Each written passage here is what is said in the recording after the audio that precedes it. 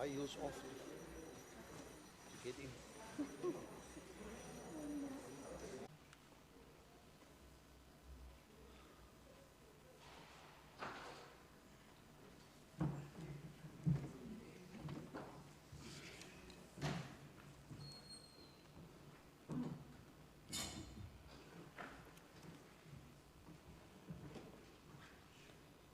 Masithandaze. Almighty God, we have called us to govern this province. We ask your help to make decisions and laws that will be just and will promote the interests of the people. Almachtige God, ons bid dat u gedrende ons vergadrings. Ons dien oordige wysheid sal gee en ons motiewe suiwer sal hou. En dat u ons sal help om ons tekortkominge te oorkom en al ons besluite aan u op te dra. Sikelela Nkosi ilizwe lethu nabantu balo. Umisele ukulunga kwiphondo lethu.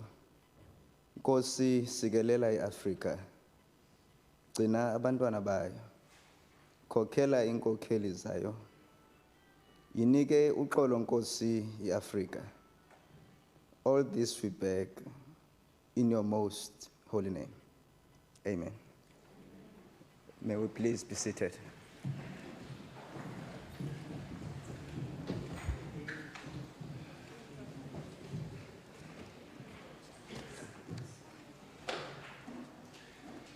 I recognize the Chief Whip. Thank you, Mr. Speaker. Notwithstanding the provisions of Rule 20, subsection 1, I move that precedence be given to the order of the day. Thank you, Chief Whip. Are there any objections to the motion moved by the Chief Whip? No objections. Agreed to. I would like to request the members and the guests, as I welcome you, honorable members, and obviously our important guests in the gallery, that we are all welcome in this parliament. And please enjoy the sitting. Listen to the speeches as we debate. But honorable members, when they debate, it does not mean as a guest you must begin to clap hands when there's something that's nice that is being said. So your excitement must be confined to you folding your arms and using your heart to jubilate. So which is you can only be excited but not clap your hands. How nice. So those are the rules of parliament. So please enjoy the sitting. I also want to acknowledge in the gallery the Fit for Life, which is an organization based in Vrygrond, Muizenberg, that trained premier honorable members. They train unskilled and semi-skilled matriculants and non-matriculants who are unemployed and have no criminal record. They are between the ages of 18 and 30 and receive extensive training in hard and soft skills to better equip themselves and for the workplace and to help to better understand themselves. So welcome. May we please give them a round of applause.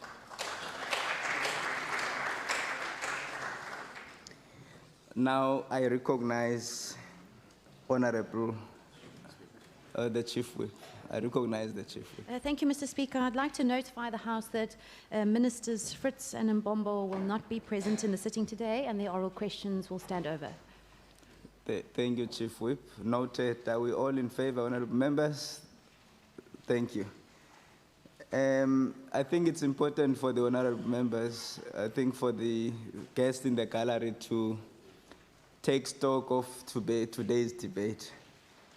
That the House will debate the annual national crime statistics released by the National Minister of Police and the impact that it has on the citizens of the Western Cape. And the motion was moved by Honorable Allen. I now recognize Honorable Allen.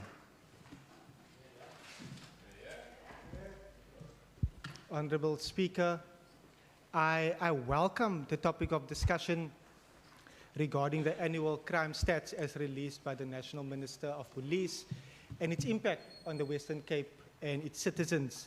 We understand that the crime stats is a tool to guide the operational plans for SAPS.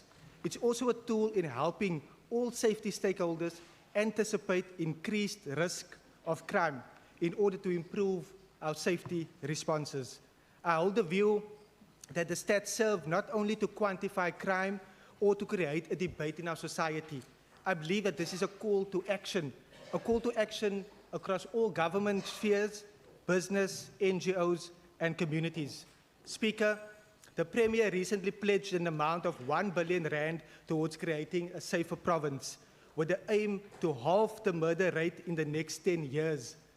This is a bold undertaking, but a very necessary one, as we know that SAPS are struggling to keep our communities safe. The crime stats release showed that there were less crimes reported by the community to the police and less crimes detected by the police during the 2018-2019 reporting period. But this is in stark contrast of community's sense of safety and reality. The community reported crime down 1.7%, and crime detected as a result of police action down a staggering 27.2%. It is clear that SAPS appears to be unable to stem the tide on crime due to under-resourcing pressures in the Western Cape.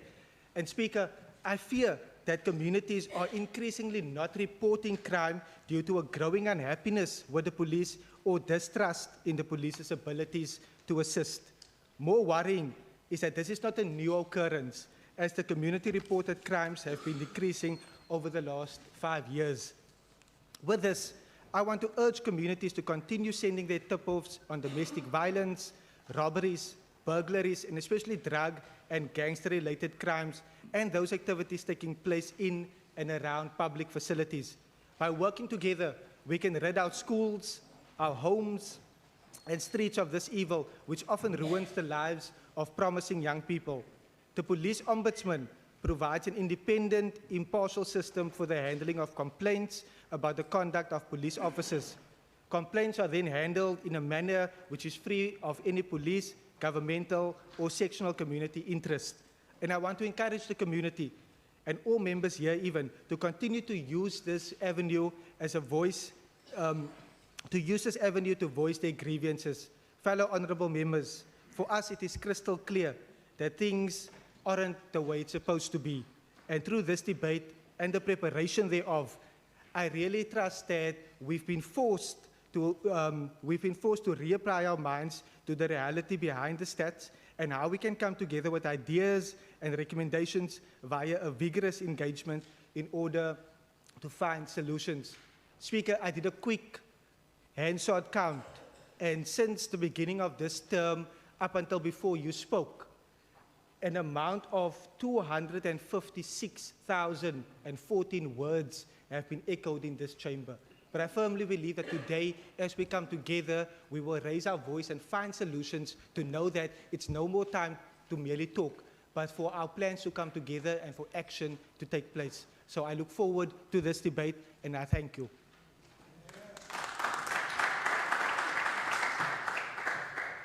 Thank you, Honorable Allen. I now recognize the ANC, Honorable Smith. Speaker, this thing of treating such important debates as circus or talk shops has to come to an end. When we talk crime, we are talking about people's lives, and therefore we must not play games with people's lives. That is my appeal. Stop playing games with people's lives.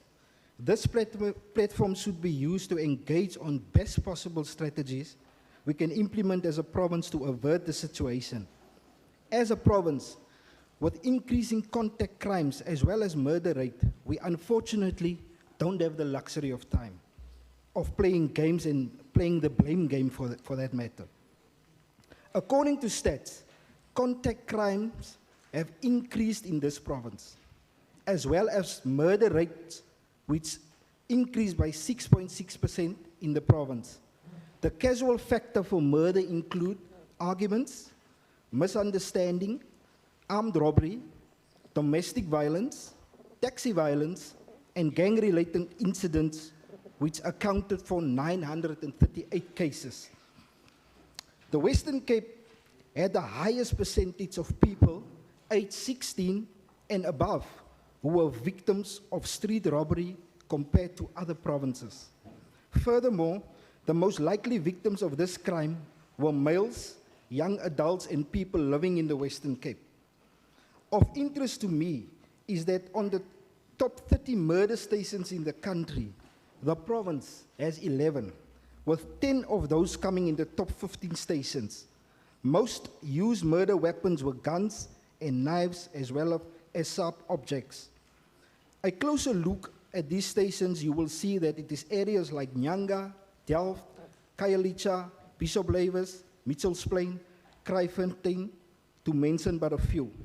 Just by looking at the list, you can clearly see that one of the primary drivers of these violent crimes is socio-economic factors. The research by Urban Safety Reference Group shows that poor planning and exclusionary spatial form of socio-economic factors contribute to low levels of safety. It is therefore not surprising that all Western Cape stations in the top 30 murder stations are low-income areas. In the townships and Cape Flats, characterized by drug and substance abuse, high unemployment, especially for youth, and surrounded by many informal settlements. Speaker, from the above, we can clearly see that in order for the province to win the mounting battle against crime and murders in the province, we need the provincial government to come to the party and stop being just distant spectators spewing bile and hailing insults from the pavilion. The government must lead and accelerate the process informal settlement upgrading. The poor lighting and accessibility issues create a conducive environment for crime. The communal toilets in dark spots, which are usually 500 meters away from people's homes, are turned into crime scenes where women and children are raped and murdered. Speaker, the biggest problem in the Western Cape is that the provincial government doesn't put resources towards prevention of crime. To the provincial government, crime is a national competency. They can only take part if police functions and powers are devolved to province. This is why the Premier has decided to create his own police force. While we cautiously welcome additional resources into the fight against crime, the attitude of the provincial government needs to change. Instead of causing divisions and tensions among crime-fighting structures, it needs to support calls for a unified approach towards fighting crime. The starting place should be the support to the integration of Metro Police into SAPS. Secondly, the role of communities should be at the center of fighting crime. Other provinces have gone to establish ward safety forums and ensuring that they receive necessary support to function. In other provinces, there are even school safety forums and committees ensuring school safety. While the Western Cape, resources are spent on taking children on beach trips during holidays. Speaker, without falling into the trap of politicizing the matter, but really to stand up here, grandstanding and putting all the blame on subs while ignoring the factors is dangerous, to say the least. Secondly, when you have 3.3 million people... Members, order. Please proceed, Honorable Smith. That 2 seconds. Secondly, when you have 3.3 million people that are not working in the province, you must accept that it is a recipe for disaster. We have to fight for those young men standing on street corners while little hope for the future besides ending up in jail. We have to break the cycle of poverty and violence that gripping too many neighborhoods. We need more young men in college than in prison. Until such time that we address these root causes, I don't think we will ever win the battle against crime. Yes, we need more cops, but we also need more families. How many times in the last year, Speaker, has the province lost a child at the hands of another child? How many times have our hearts stopped in the middle of the night with the sound of a gunshot or a siren? How many teenagers have we seen hanging around on the street corners when they should be sitting in a classroom? How many are sitting in the prison when they should be working or at least looking for a job? How many in the generation we are willing to lose to poverty or violence or addiction? How many more? Thank you, Speaker. Thank you, Honorable Member.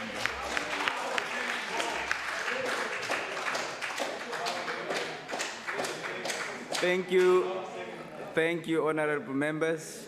Honorable Smith, thank you. I now recognize the EFF, Honorable Taiko. Thank you very much, Speaker. On the 12th of September 2019, the National Minister of the Police released the National Crime Statistics Report. The main concern for this House should be that the Western Cape Province recorded the highest number of townships which experience crimes when compared to other provinces. This could be due to the fact that the provincial government pays less attention to the safety of the poor in the townships, as most of the resources of the provincial law enforcement budget is utilized to the benefit of those who are privileged and reside in rich suburbs. The murder rate in the province increased by 6.6% compared to the 3.4% national. Attempted murder increased by 4.4% compared to the 4.1% national, whilst car hijacking increased to 5.1% compared to the 1.8% national. More, following the release of these shocking crime statistics, the Western Cape Premier responded by announcing what he terms the most comprehensive, expensive safety plan. The plan is mainly based on increasing the law enforcement personnel in the province, and this will be achieved by cutting budgets from other portfolios. The problem with this strategy is that mainly it focuses on one area as crime-fighting measure, which is policing. By aiming to take resources from other departments and focusing them only in this one area is a serious challenge. This happens at the backdrop of the crime statistics report, making it clear that some of these crimes, for example, such as increase in murder, take place as a result of people who are usually closely related to each other and in close proximity, and who are usually under the influence of alcohol. Others being what is termed the crime of passing, where people are usually married or dating and then they murder each other.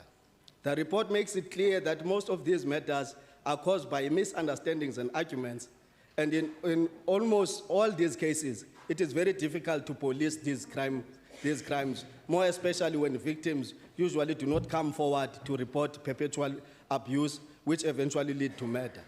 Moreover, efforts should be made to empower members of the public to come forward to report crimes and create an environment where the police take these crimes seriously and effectively act upon them. For example, the National Crime Statistics Report covers 21 crimes categories, of which 17 were reported by the public and only 4 were as a result of police activity, mainly taking place in the roadblocks or raids, and covering confiscation of illegal firearms, drinking under the influence of alcohol and drugs, possession of trade and illegal drugs. Okay. In conclusion, we as the EFF, we see this as a collective responsibility, and the civil society and government institutions must join forces in making sure that we win this war against crime. So we appeal in government to include all departments in terms of budget to ensure that we combat crime and everything else. Your time is up. Thank you very much.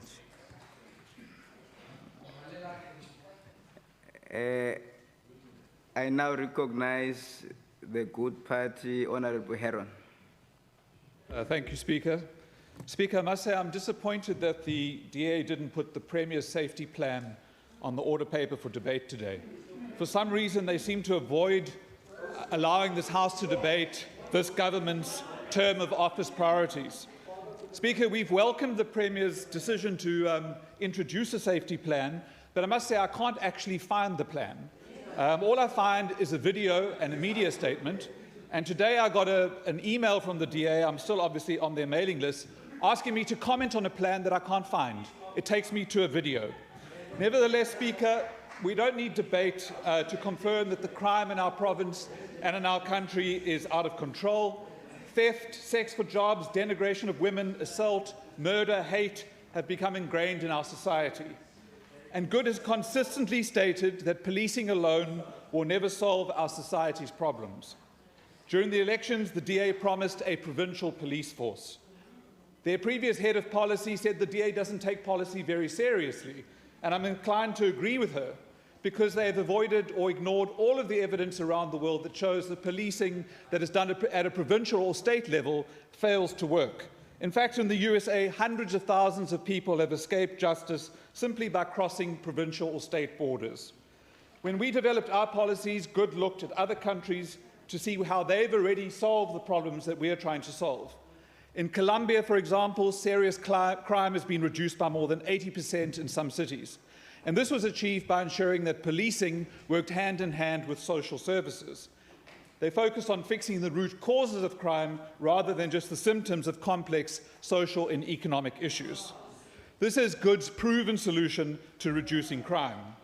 I do appreciate Premier Windy's recent about-turn in adopting this plan, because he's right. We cannot solve the crime problem without dealing with social services. Thank you, Honourable Heron.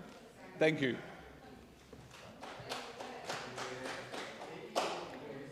Thank you, Honourable Heron. I now recognize the DA, Minister Mayor. Honourable Speaker, thank you for this opportunity to take part in this debate. I would like to talk about the impact of crime in rural areas on the economy of the Western Cape, and particularly its impact on agriculture. Honourable Speaker, you will know that the agricultural value production in 2018, which was last year, was 43 billion rand. We also know that the Western Cape commercial agriculture in the Western Cape stands at 20.9%. Now, all of us in this House know that the Western Cape is approximate 10% of the geographical landscape, 10% of the population, and yet 20.9% of the commercial agriculture is here in the Western Cape.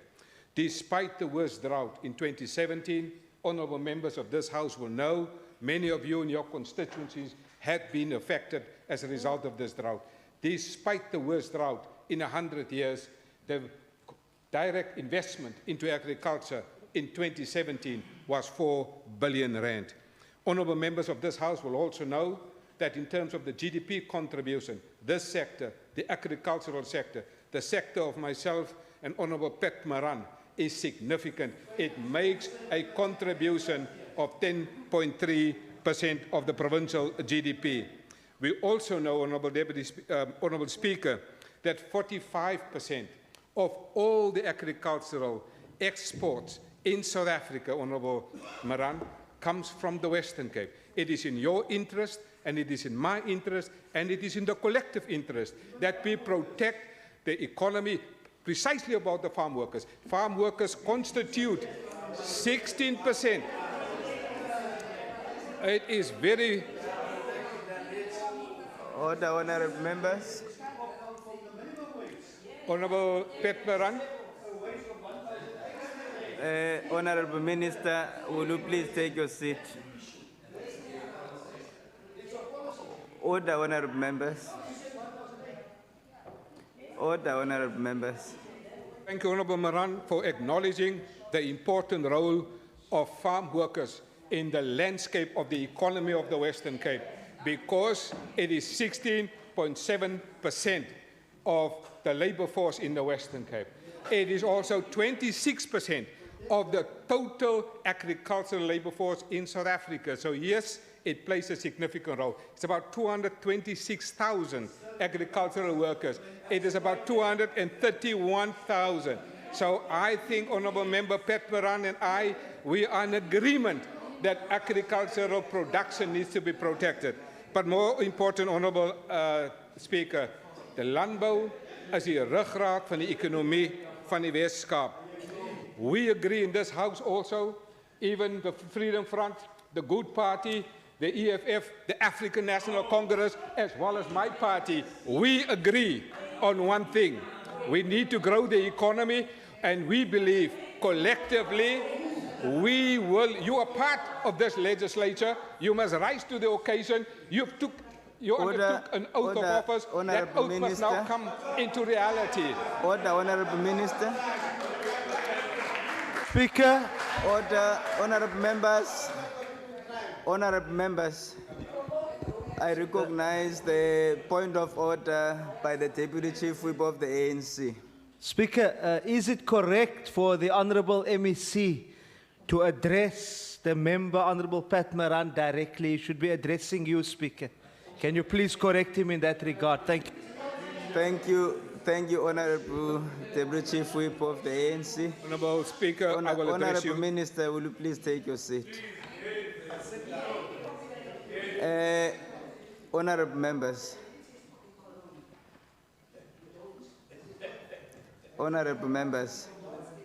the Speaker is speaking. You know, the Speaker is not part of the debate. So will you please respect the authority of the presiding officer? Mine is to be a fair referee, but don't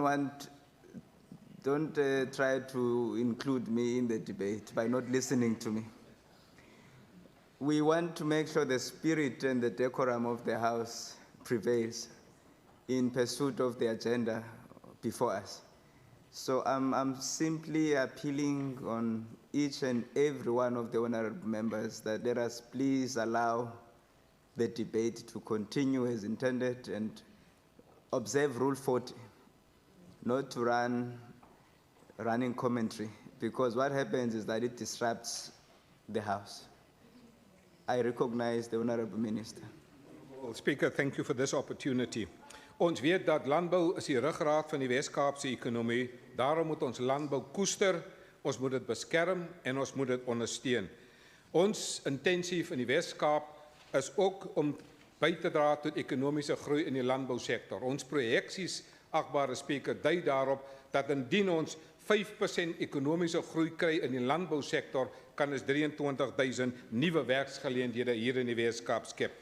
Agbare Speaker, 50% van alle Suid-Afrikaanse wynbouproduksie word uit die Weskaap uitgevoer. Agbare Speaker, u is ook bewus dat die Weskaap beskik oor 98% van alle wynkelders in Suid-Afrika. Landbou is die ruggraat van die Weskaapse ekonomie. Honourable Speaker, an attack on a farm and an attack on a farmer or an attack on a farm worker is an attack on the rural agricultural economy of the Western Cape. Speaker, farmers and agri-workers are living in fear in South Africa. Farmers and agri-workers are under attack, with several murders and producers and workers have taken place in recent months in South Africa. The current lack of safety not only affects the people, Honourable Speaker, but it also affects the economy, all of whom compromises the ability of the sector to create jobs, enable food security, and to grow our economy. Agri-processing remains a critical provincial government priority as the driver to create jobs and stimulate economic growth, with many of these jobs within the rural landscape. The safety of all stakeholders within the agricultural value chain is therefore key in addressing poverty. To address this problem, Honourable Speaker, the Western Cape government has developed a response strategy which is located within the Western Cape Safety Plan recently announced by the Premier of the Western Cape, Alan Winde.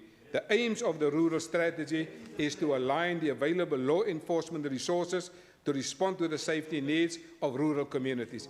It's also strengthening relationships between rural communities and law enforcement agencies. It also encourages all stakeholders in the rural safety to work together in a coordinated and integrated manner and engage in joint planning, implementation, monitoring, development, and evaluation of combating crime in the rural areas. The Western Cape has also started the process of drafting a response to the National Rural Safety Strategy to ensure that the often unique safety challenges of the various rural communities are considered as per Section 206 of the Constitution. Honourable Speaker, the Cabinet has also agreed with the various role players to establish the Interministerial Committee under my leadership, together with the Minister of Community Safety, Minister Albert Fritz. We have also established a technical committee to make sure that we equip our rural farm watching units, the rural municipalities, the district municipalities, with the resources and capability to use technology to assist us with crime prevention. I have also recently visited some of these farm watchers. They are doing outstanding work. The National Development Plan is clear. If we want to succeed in South Africa, we must have active citizenship. And I am pleased that many farmers and farm workers have established forums to promote rural safety at their own cost and at their own time. And I really, on behalf of this government, want to thank them and for their big contribution in assisting us to promote rural safety. Honourable Speaker, I have also decided that those people who are now committing a crime. Thank you, Minister. You need to wrap up. Okay, I conclude. Those people in the Western Cape who are harming a farm worker or a farmer, I will be in court to oppose bail, as I've done last Monday in the court in Franschhoek. I will be back in court on the 16th of October. Thank you, Honourable Minister.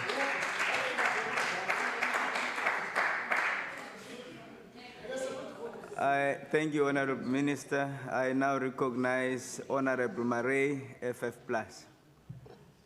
Thank you very much, Speaker. Dankie, achtbare. The question before this House, I want to approach from a different angle. Is it endemic in our justice system? Shut up. No. The question before... Honourable Marais, will you please take your seat? My time with unwanted interjections. Will you please take your seat, Honourable Member? Okay. They will jump up like in the boxes now. Will you please take your seat, Honourable Marais? Please do that. I recognize the Chief Whip. Thank you, Mr. Speaker. Not so long ago, there was a ruling, if I recall, on the use of the words "shut up" as being unparliamentary. So if you could perhaps guide the honourable member on parliamentary procedure and what is parliamentary and not. Thank you, Honourable Chief Whip. Honourable members. I did not refer to any honourable member. Honourable members, I think in the spirit, again, I would like to request that we conduct ourselves in the manner that respects and promotes the decorum of this House. We have agreed in the previous sittings, Honourable Marais, I'm responding to your statement. Yes, you may not have done so, but we've requested members to withdraw. And I would like Whom should I withdraw, sir? No, just to withdraw the statement, shut up.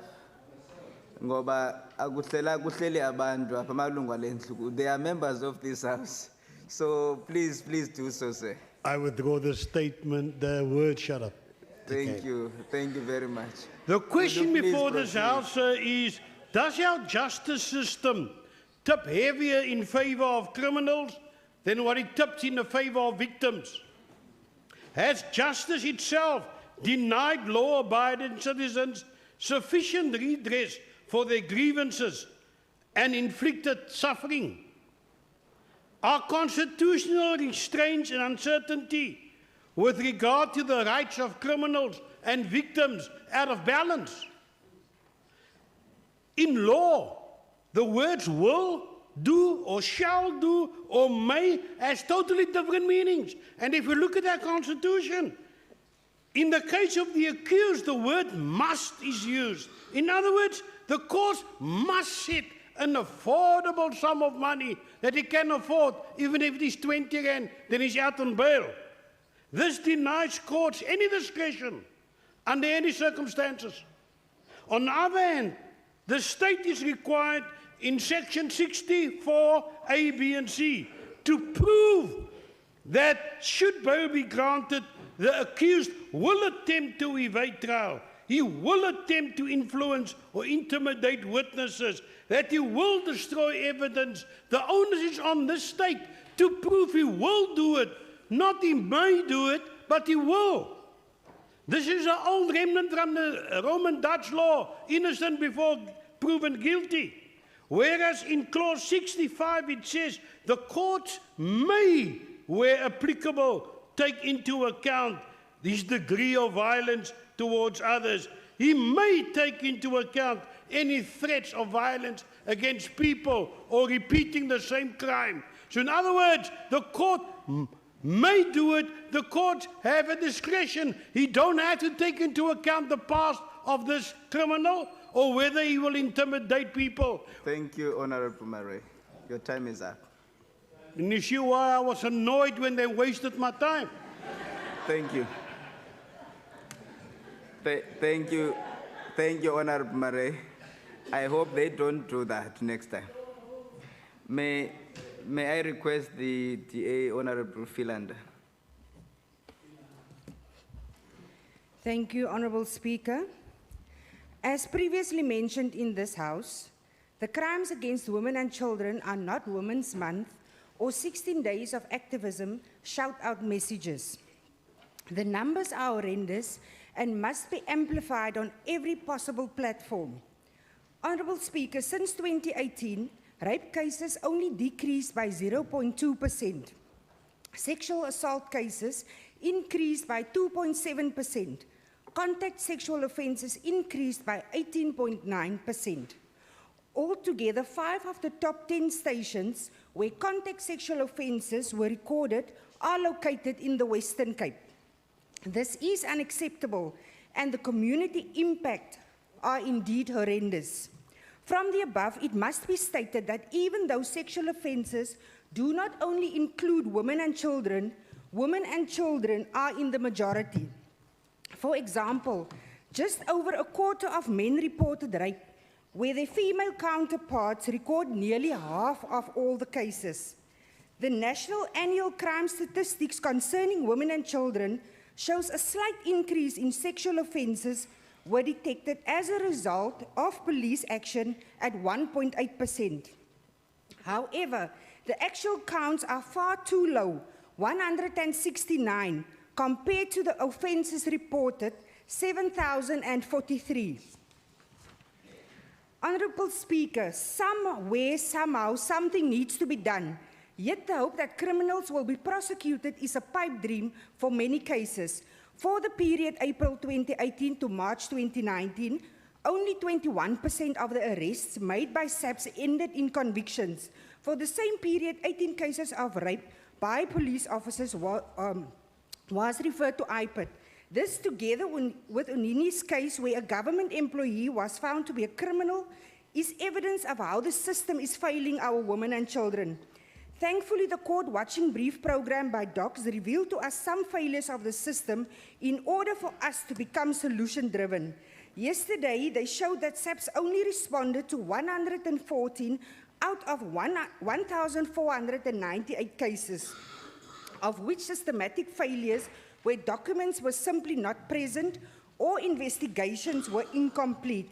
Minister Mbombo revealed a plan to remedy the poor performance of EMS services in crime-ridden areas. These are problems that can be addressed by supplementing SAP's resources in our province. Honourable Speaker, this is why I welcome the Premier's R1 billion plan, especially where it aims to supplement SAPS with 150 investigators, as well as the initiative by DOCS to ensure all stations in the Western Cape have rape kits to supplement the evidence process for prosecution by the end of this month. For these statistics to be reduced, it will require small steps like these and for us to continue to interrogating failures in order for us to render our communities a little safer every day. We can no longer make excuses or shift the blame. We need to react on the cries of our communities in every possible way. Honourable Speaker, die ANC is regtig waar verward. Eers wil hulle nie hê ons moet die blame skuif nie en as die premier en hierdie DA-regering 'n plan maak om wel veilige veiligheidsplanne in te bring, is hulle daarmee ook ontevrede. Agbare Speaker, ons verwelkom die ekstra geld vir hierdie provinsie om te verseker dat ons gemeenskappe veilig en in vrede kan lewe. Ek dank u. Thank you. Thank you, Honorable Philander. Honorable members, I now recognize Al-Jama Honorable Tiacher. Good day, Honorable Speaker, Premier, and distinguished guests. Crime in the Western Cape have escalated drastically. A reason for that is high unemployment. Impoverished areas and rural areas, there is no community police. Policing visibility and no rural safety plans. Attacks on farmers have increased according to the stats 2018 to 2019.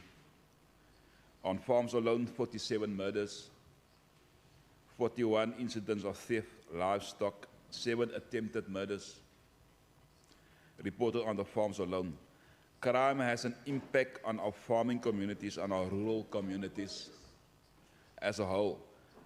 Some police stations is very far apart in assisting the rural areas, and not enough police members or vehicles is made available to assist these people in these rural areas, especially in the rural areas. Honorable Speaker, I think it's about time that this House, the members, that we all get together and start working together to fight these things as members of the provincial legislature, and stop fighting one another and get together and fight the crime that everybody, and not only us, but all the people out there is moaning, groaning about. So let us get together and let us fight the crime from here and not fight the crime from the outside. I thank you, Honorable. Thank you, Honorable Tiaga. Did I hear you correctly, Honorable Mare, that you want to fight? May I now thank you, honorable members. I recognize the Premier, the Honorable Premier. Thank you very much, Mr. Speaker, and thank you very much to the Honourable Allen for sponsoring this debate. It is really a very important debate for us in this province as well as in our country. Why do we have crime statistics? Why do we make these statistics available? What do we actually do with these statistics? And you know, I ask myself this question fairly often, because generally these statistics that we get are not used for management. Now, normally you have statistics so that you can measure, and when you measure, you manage. In our country, we put out crime statistics the next year, way beyond, and it's a history lesson. It is not a mechanism of how we deal with what's happening on the ground every single day in all of our communities, has been mentioned in this House today. It really amazes me in the evening when I'm finished my last meeting and I get in my car and I pick up my phone to catch up the messages, and the first thing I get is Google telling me how long it's going to take me to get home and which road to take to avoid any disruption or whatever the problem is on the way home. It's preempting any problem for me getting from A to B. I don't even ask it for that, it just gives it to me. We do not have any clue in this country of how to use crime statistics in management. And I said this to the President the other day. Every single time our National Minister releases the crime statistics, he apologizes because it gets worse. The people in our country feel it. We felt the women of this province and of this country standing up because of the unbelievably high levels of gender-based violence in our system. We know in this province what it's like to be the murder capital of our country. These are all statistics. But what are we doing about these statistics? It's all very well giving the country a history lesson, but what happens? Where's the management once you've got the data and the detail? And that is non-existent. And guess what's even more important in that management process? Whose head is on the block? Because it doesn't seem as if our national minister's head is on the block. There is no consequence at the moment in our system for the criminal. There's no consequence for the criminal. If we've got a 3% conviction rate in our country, it is much easier to commit crime than go to the casino. Because 3% conviction rate is nothing. The risk is just about not there. And quite frankly, there's no consequence on the other side of the criminal, the politician who leads. What is the consequence for the Minister of Police, the Minister of our criminal justice system, the Ministers of the Judiciary, the Ministers of Correctional Services? There is zero consequence. No heads roll. No one's on the red carpet. So quite frankly, it is really distressing when we have the release of these crime statistics, which is a history lesson, and quite frankly, all it does is just get brushed under the carpet and we move on. But that's why this province is taking a different stance with regard to crime. But let's also just have a look at some of the issues around the crime statistics at the moment and what is happening. If we have a look at the murder numbers, and I've said in this House a number of times around the murder numbers, I've spoken about our murder numbers in this province, which is actually the most credible statistic that we have, because we can correlate the statistics that the minister gives us months and months later. We can take those statistics and align them with all of our autopsies in our hospitals. And those two statistics line up. The other statistics, there's no alignment whatsoever. Rape. Go to the 7 Tutuzela centers that we have in this province. Have a look at how many women present at those Tutuzela centers, and then how many are prepared to even lay a charge. Less than 50%. And we've only got 7 of these centers. And quite frankly, the numbers of 29 rapes per day in this province are nowhere near the real statistics that should be counted, and the consequence and the management that comes on the back of those statistics. If you have a look at, now let's just sort of blur some of those statistics with regard to murders that we know of, even beyond what the minister has put out, and linking it to the deployment of the military. And we know the first weekend that the military were brought in, we saw a substantial drop in our murder rate, in specifically the metro, but also across the province. And coming from a weekly between 50 and 70 murders, 70 generally on a payday weekend, and 50 on the average of a normal weekend or an abnormal weekend, should I say, in our metro areas. And slowly but surely, we've been seeing these numbers coming down. I used to release these numbers every Monday morning, but they have a massive negative impact on our economy. But we still use them to manage, and we still use them to hold the police system to account. And I'm pleased to announce in this House that in the last 2 weekends, it has been 30 in this last weekend, which was a payday weekend, which is substantially lower than we've seen before. And the weekend before was 31. And I really want to commend those dedicated police officers, metro police officers, law enforcement officers, neighborhood watchers, members of the public, and the military have been involved in these last operations, who've actually started to see some of these numbers coming down. And that's really good news, and I congratulate them on that. Statistics and the safety plan. But let's just have a look at the recorded number, and this is one of the statistics that really is quite scary. 736 of the murders recorded nationally, and 4,196 common assaults in the stats were committed by children. This is a very, very scary number.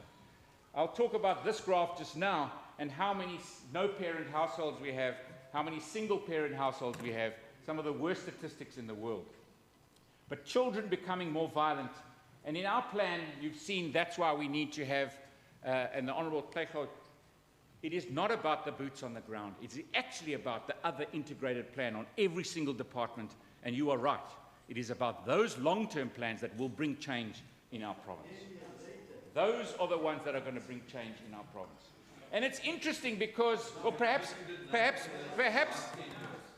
let me, I'll get to the 10 years in a minute. But let's also talk about the crime stats. And you know, there's one thing that these crime stats don't show us. Police response times. We don't measure police response times.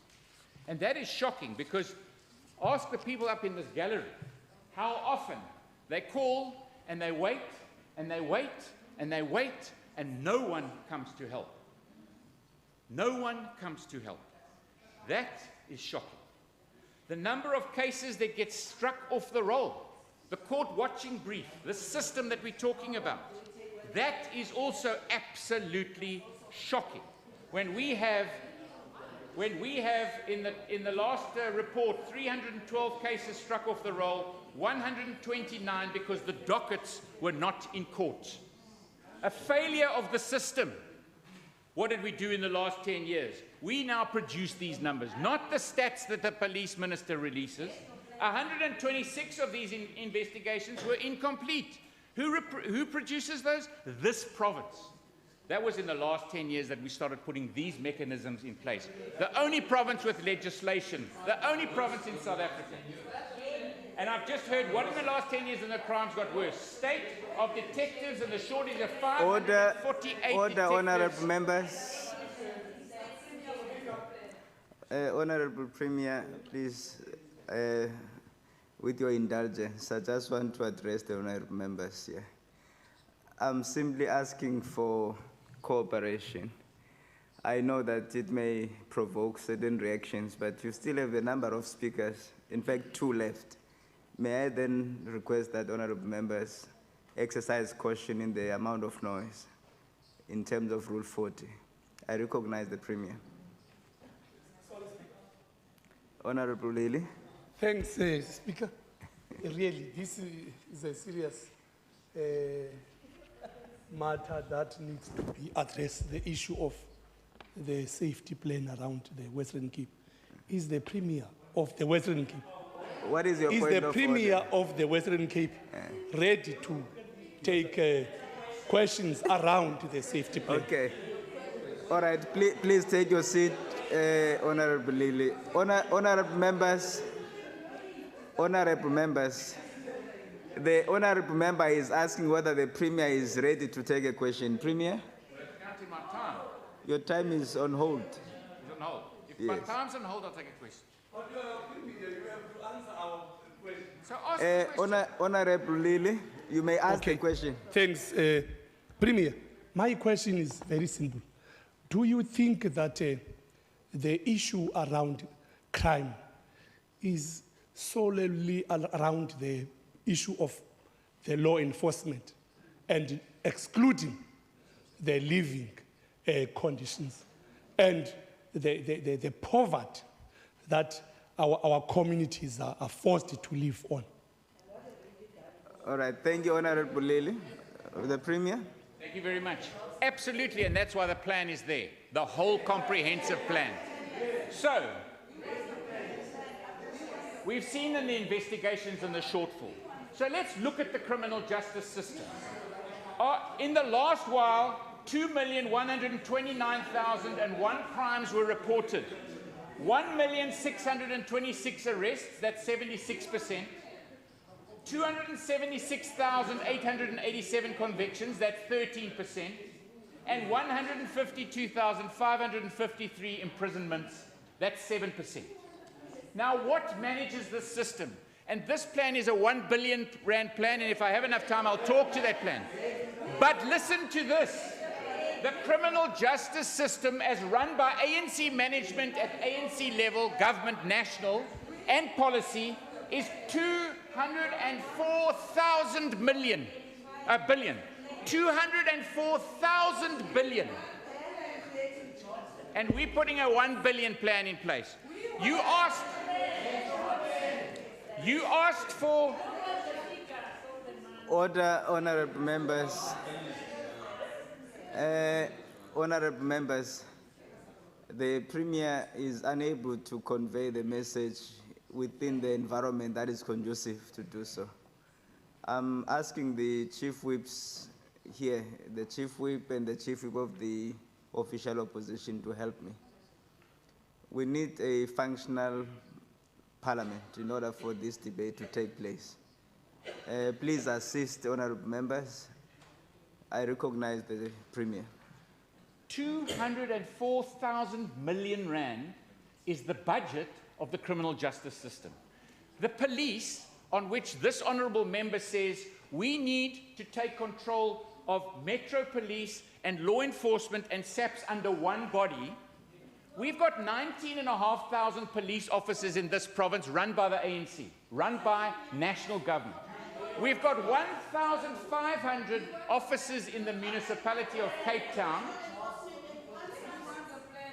Order, honorable members. Is that a point of order, honorable member?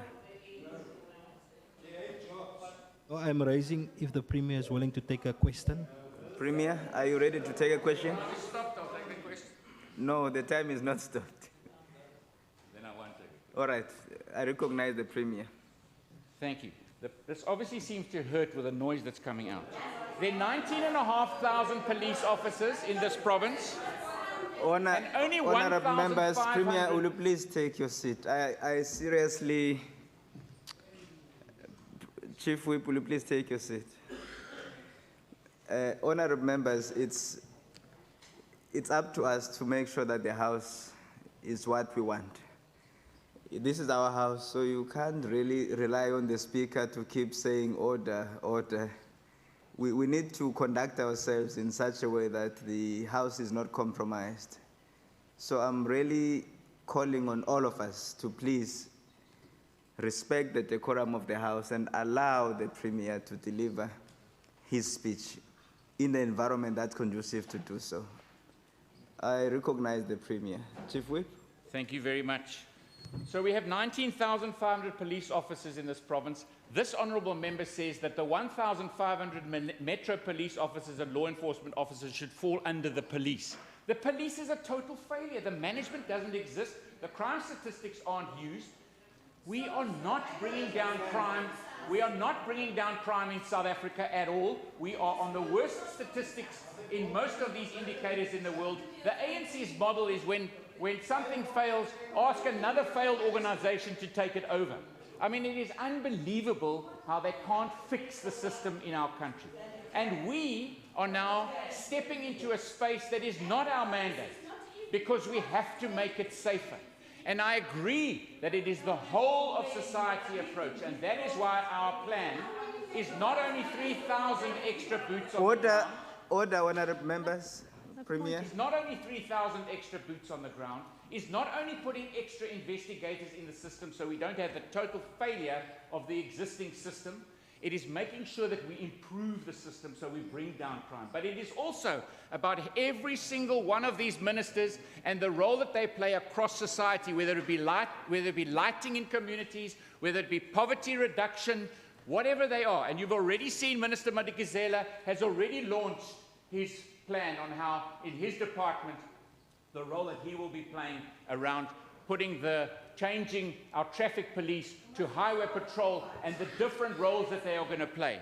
You've already seen the Minister of Agriculture in the rural safety plan where that mechanism has already been put in place, and you will see each of these ministers putting their plans in place, and they will be coming back to our safety cabinet, which will be open for measurement and to the public as we move towards these indicators, whether they're green or red, and how we manage it and what the consequences are. Thank you, Premier. We are having to take over the job in this province because that ANC, their policies and their national government are a total failure. Thank you, With Premier. that, Mr. Speaker, I would like to say thank you very much. But lastly, just to acknowledge the role that our neighbourhood watchers play. These men and women walk late at night to make sure our communities remain safe. And I really want to thank them. Premier. They Your are time the real is up. stars Thank in you. this fight. Thank you. Thank you.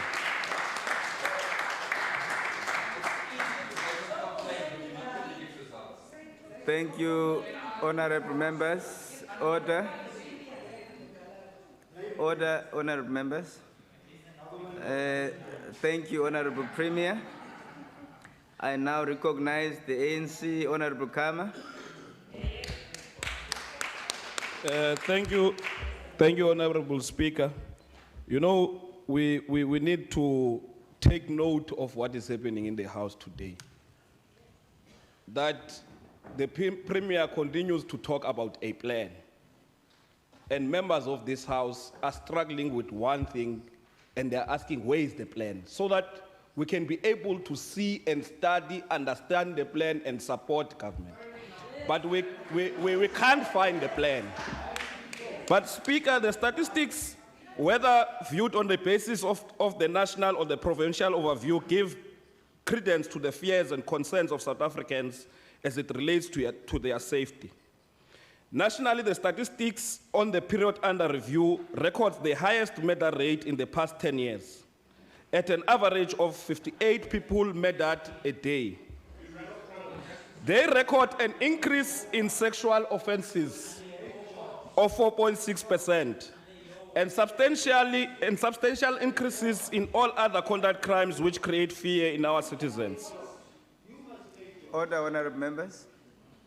Speaker, as it relates to statistical overview in the Western Cape, increases of 6.6% in murder, 4.4% in attempted murder, and 3.8% in assault with the intent to inflict grievous bodily harm are recorded. But Speaker, unlike the DA government, which has long decided to politicize the issue of crime, as evident in their manifesto calling for a provincial police force, some of the utterances that we hear today, the ANC approach is to look at what the statistics present, which should assist this House in responding to the challenges of crime. Speaker, on page 25 of the statistics report, we see a registered decrease in the number of... Order, honorable members. Honorable Kama, please take your seat. I've made the same call repeatedly, honorable members. I seriously depend on the honorable members behaving in the manner that is consistent with the decorum of this House. So you must help me, both the Chief Whip of the majority party and the Chief Whip of the ANC.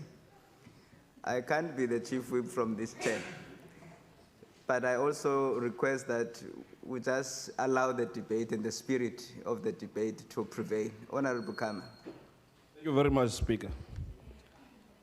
Speaker, the ANC's approach is to look at what the statistics present, which should assist this House in responding to the challenges of crime.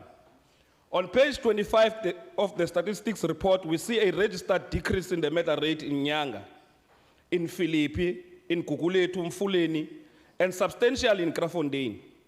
We also, in page 106, see a registered decrease in sexual offenses in the province, in Nyanga, in Guguletu, Harare, and substantially in Milchas Plain. We also see decreases in burglary, whether at residential or non-residential premises. These have been achieved through the stabilization interventions by the South African police. Because the current period, Speaker, under review does not record the stabilization interventions that are in place as we speak. We can confirm in this House that further successes will be recorded. In that, Speaker, we must commend the work of SAPS and other community crime fighting structures, as mentioned earlier. Allow me to focus a bit on the SAPS approach. One is stabilization intervention at the first phase, then followed by normalization interventions, which focuses on the root cause analysis and bringing together different departments to tackle crime. Social behavior is influenced by unemployment, poverty, inequality, dysfunctional families. Kama, will you please take your seat? I recognize the Premier, the Chief Whip. Thank you, Honourable Speaker. I'd like to know if the Honourable Member will take a question. Out of an understanding, Speaker, as displayed today that the DA does not understand the challenge of crime, I would rather use this time to lecture them and educate them on the subject. Social behavior is influenced by unemployment, poverty, inequality, dysfunctional families and relationships, and all other social ills remain some of the contributing factors of not only murder but crime in general, hence the importance of the normalization intervention. Speaker, instead of the Premier choosing to issue a political statement, which he termed as the best safety plan we have never seen, a plan that introduces an additional appointment of 3,000 municipal police service personnel and 150 investigators with no legislative mandate. We want to call on the Premier to give a detailed socio-economic plan with timeframes and budgets which will focus on changing the lives of the poor in the Western Cape. The DA government and its benches have been making false claims that the Western Cape is unfairly treated as it relates to police personnel. A lie which has continuously been refuted. What we agree with, as confirmed by police leadership, is that the police establishment is not responding to the population growth. Because when we had 47 million population, the police personnel were about plus minus 190,000. Even today, when we have 56, we still have about plus minus 190,000 in the country. And this does not only affect the Western Cape, it's a problem in the country. Now, here we are. Here we are, Speaker, in responding to this. We welcome the current work in the police service to review the establishment and the allocation of existing police resources. We also welcome the announced intervention by the President. Order, honorable members. Speaker. Honorable members, order. Please proceed, Honorable Kama. Speaker, we say we welcome the interventions that are made by the police. Today we are made to believe that an introduction of 1,500 personnel is the best thing we have ever seen. But we have seen the President has announced that continuously in the next financial years, there's going to be recruitment of 7,000 police personnel that are going to be recruited. While sexual offenses have decreased in the province and the decrease in rape being a contributor according to the stats, we have seen an increase in other sexual offenses like sexual assaults and other gender-based violence cases. We call on the police leadership to put in place strict consequence management mechanisms, as we can no longer tolerate the dismissive behavior of police and ill treatment of victims at other stations. Police officers must understand that they owe their allegiance to the Constitution of the Republic and citizens of this country and not criminals.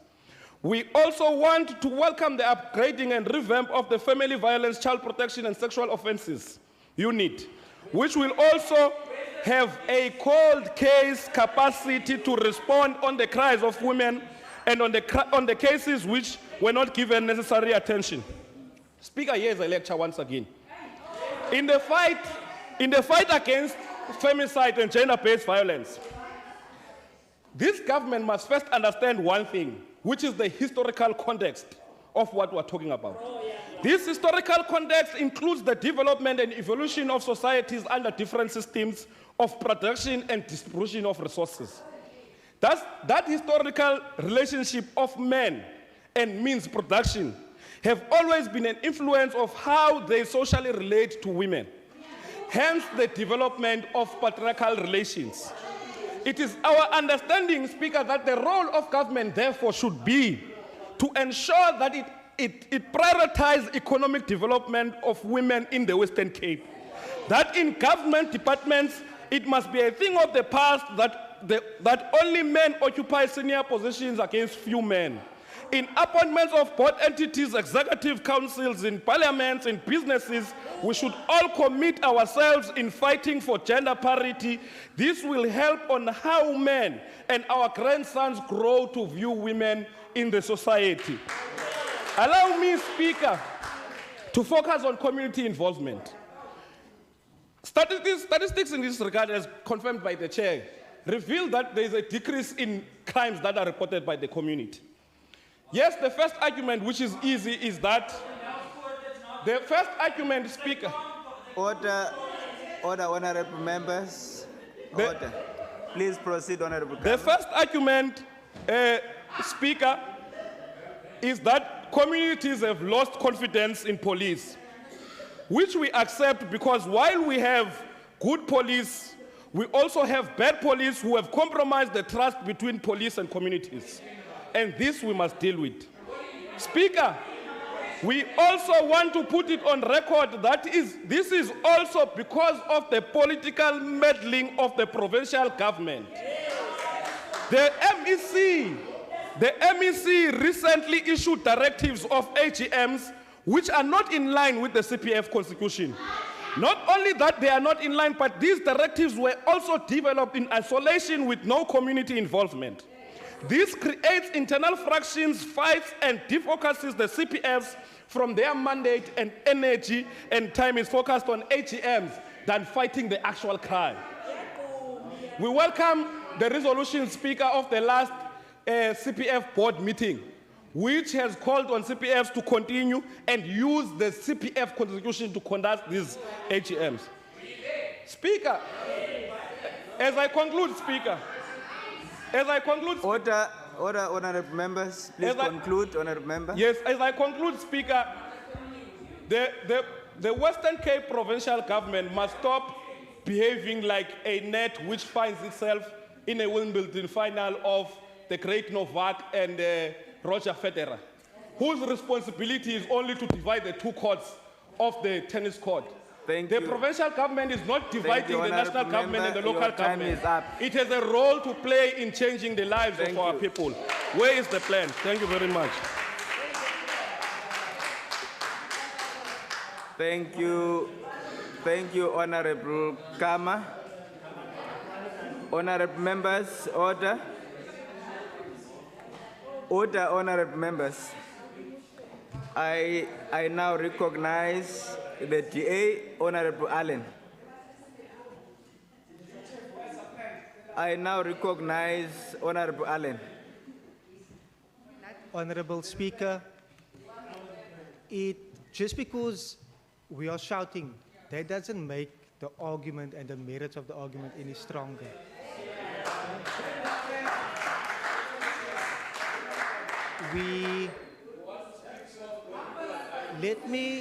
Let me begin with the opening sentiments as relayed by the Honourable Smith, and he mentioned playing the blame game. I fail to understand because whenever I think about the crime stats, I'm automatically reminded of two family members that were a stat. But to me, they are family members. Family members that lost their lives due to crime. So nowhere, anywhere are we able to say that we are playing the blame game, in understanding that we know that SEPs are understaffed. They are understaffed by 4,500 people in this province. They are under-equipped, they are under-resourced, and they are under-trained. And we know that is unacceptable. We know that is unacceptable. What we are doing is that specifically, as Member Smith was mentioning, the social economic conditions relating to high crime levels, and specifically the boy child, the Premier's plan is clear in that it will specifically target gang-ridden communities, and it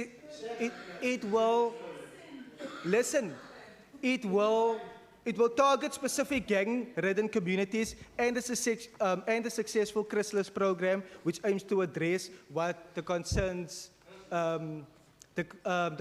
raised by the Honourable Smith. Also, this plan will be made available after the appropriate process, but that doesn't mean that the work is already starting. The entire executive has been mandated, and we are already looking to see how it can be implemented so that that change can be in effect. As the DA and in the Western Cape, we remain committed because crime and safety is a top priority for this government. As I was listening to each and every one, I'm reminded of a story, Premier, in which Order, honourable members. Please proceed, I'm reminded of a story in which a young boy, he goes to the beach, and he goes with his dad to the beach. And as they come home, his shoe is full of sand. And as he misses the sand on the, as the sand is now in the house, his sister is complaining that he's making a mess, but his dad wasn't upset. His dad went on to say that due to the oceans moving, you basically changed the world. And it will take a whole lot of trips to the beach in order to change the world where it makes a difference. And change is difficult. Listen, Thank change, you. change Thank you, is Honorable difficult. Allen. Your time is up. Thank you. Change is difficult, but change is definitely needed. Thank you, Honorable Allen. Thank you. But let me conclude. Let me conclude. Honorable Allen, please take your seat. Honorable I was Malan. asked to conclude. No, Chief Whip, you said his time is up. Can the storyteller please sit? Sit. Okay. Honorable members. Jy moet eers weer voor die speaker kan raak. Honorable Allen. Honorable members, order. Order, honorable members. All right, thank you. Honorable members, there's only one speaker, Honorable Maran. Honorable Maran, please don't do that next time. There's only one speaker, and the speaker is in full control of the speaking time. So please, let's not do that next time. But I just want to say to honorable members, honorable members, thank you very much for your contribution in the debate. It's been a pleasant experience to hear all the contradictions and arguments and inputs. I'm now going to refer members to interpellations. We are going to entertain the first interpellation. The first interpellation is by Honorable Said to the Minister of Education. I now recognize Minister Schaefer. Thank you, Speaker.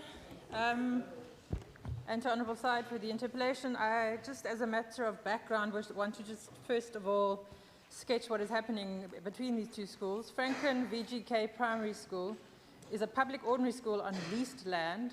The school has an enrollment of 300 learners from grade R to 7, plus 55 learners in grade 8 and 9.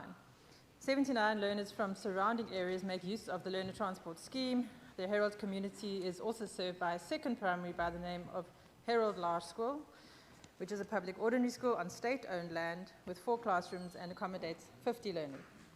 The WCED entered into a lease agreement with the church in 2003 to accommodate Franklin VGK Primary. The lease agreement has been renewed every 3 years. The current lease agreement expired on the 31st of March 2018.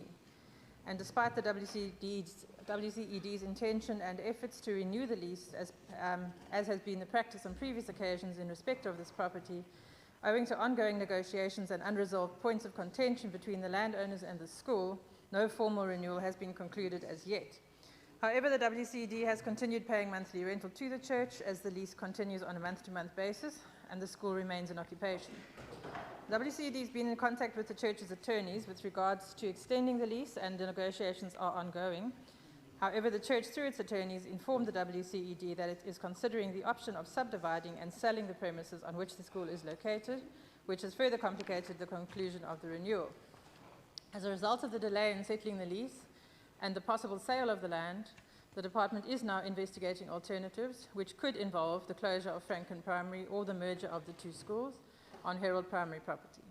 The process is in its infancy, and therefore there has not yet been consultation between the two schools, nor have I received any formal recommendation to this effect. And so under the circumstances, I cannot add anything further at this stage. Thank you. Thank you, Honorable Minister. I now recognize Honorable Said. Speaker, firstly, let me thank the Minister for the response. But as the ANC, we support calls for school mergers in cases where it will promote social cohesion and where it will improve effective use of scarce education resources for the benefit of all learners. But we are vehemently opposed to using our schools to preserve white privilege, where fully resourced, predominantly white schools will be allowed to have fewer learners and best teacher-to-learner ratios, whilst those for poor and predominantly black learners will be characterized by overcrowding and lack of resources. The department's approach to school mergers in the province is arbitrary and is problematic.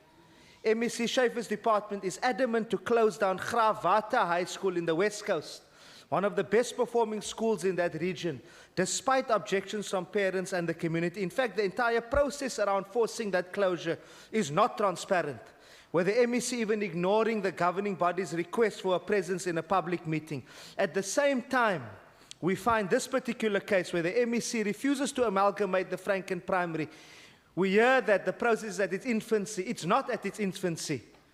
The calls have been made for a long time. A predominantly black school with 275 learners, and Herald Primary, a former Model C school with 50 learners, situated in Herald. The two schools are less than 600 meters apart. I don't know why they're dragging their feet in this regard, Speaker. Speaker, the schools are operating from private property, with Franken Primary School operating from the United Reformed Church in Herald. We were approached by Mr. Theo Adams from the Herald Meander Pty Limited, a 100% black-owned company which develops portions of land in Herald that are suitable for agricultural production. As early as 15th of May 2015, Speaker, they have been writing to WCED, raising concerns about some of the activities at Franken Primary that impact negatively on the agricultural activities. Mr. Adams clearly states that the only solution would be to merge the two schools. This was in 2015, Speaker. In his correspondence, Mr. Adams sharply raised that the refusal to amalgamate the schools is derailing farming activities and negatively impacts on farm security, access to the farm, fencing, occupational health and safety, and blatantly disregarding the property rights of a black farmer. Having not found joy with the MEC's department, he approached the Human Rights Commission in January this year. Speaker, we really need to get an answer from the MEC as to why WCED is so reluctant and has taken so long to merge these two schools, when in other cases it acts swiftly and without even consultation. Thank you. Thank you, Honorable Said. Honorable members. Now you must pay your electricity, man. Order, honorable members. I now recognize Honorable Porter. Thank you, Speaker. I want to say to the sponsor of the question that he wanted to talk about Gravwater. He should have actually asked the question around Gravwater.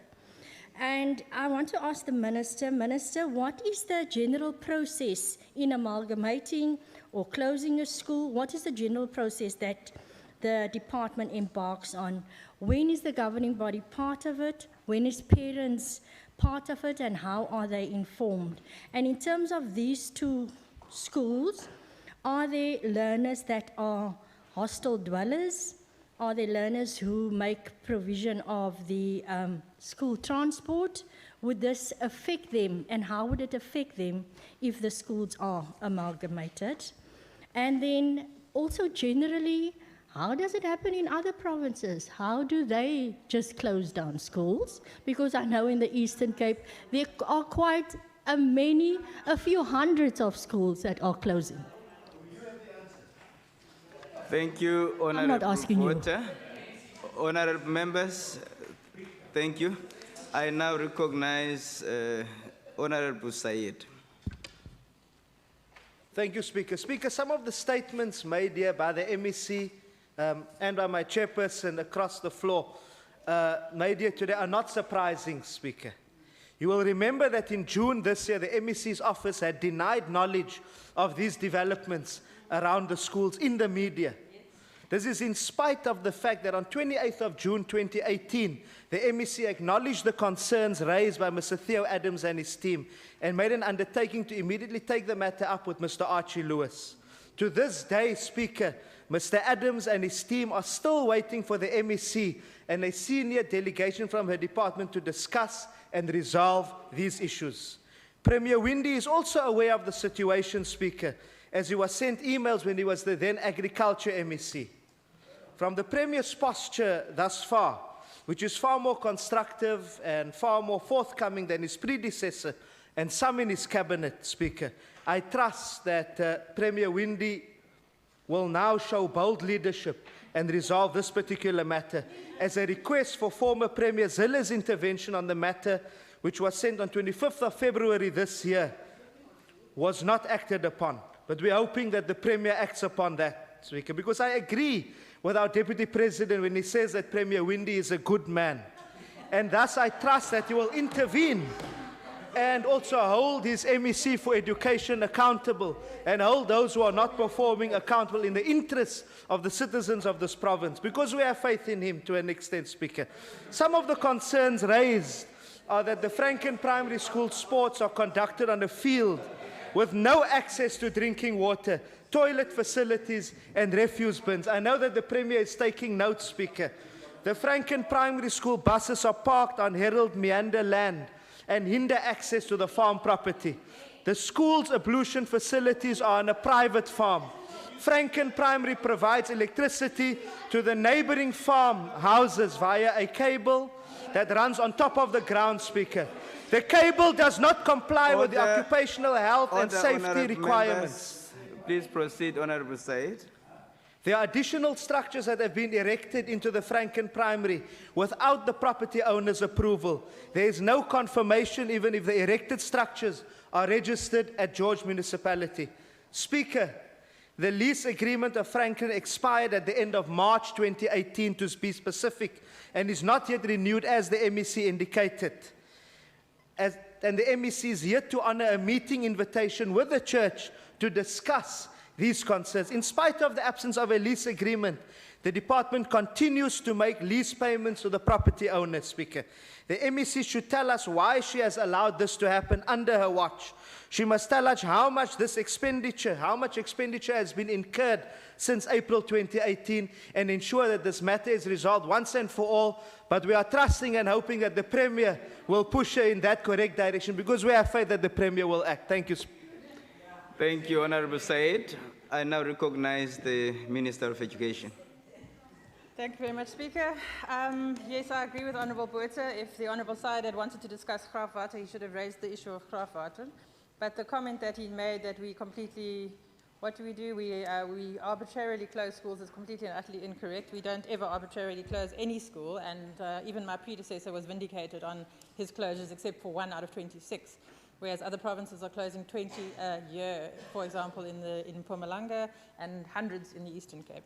So while the ANC is obsessed about school closures and amalgamations in the Western Cape, I'm not quite sure, other than because they want to make political noise.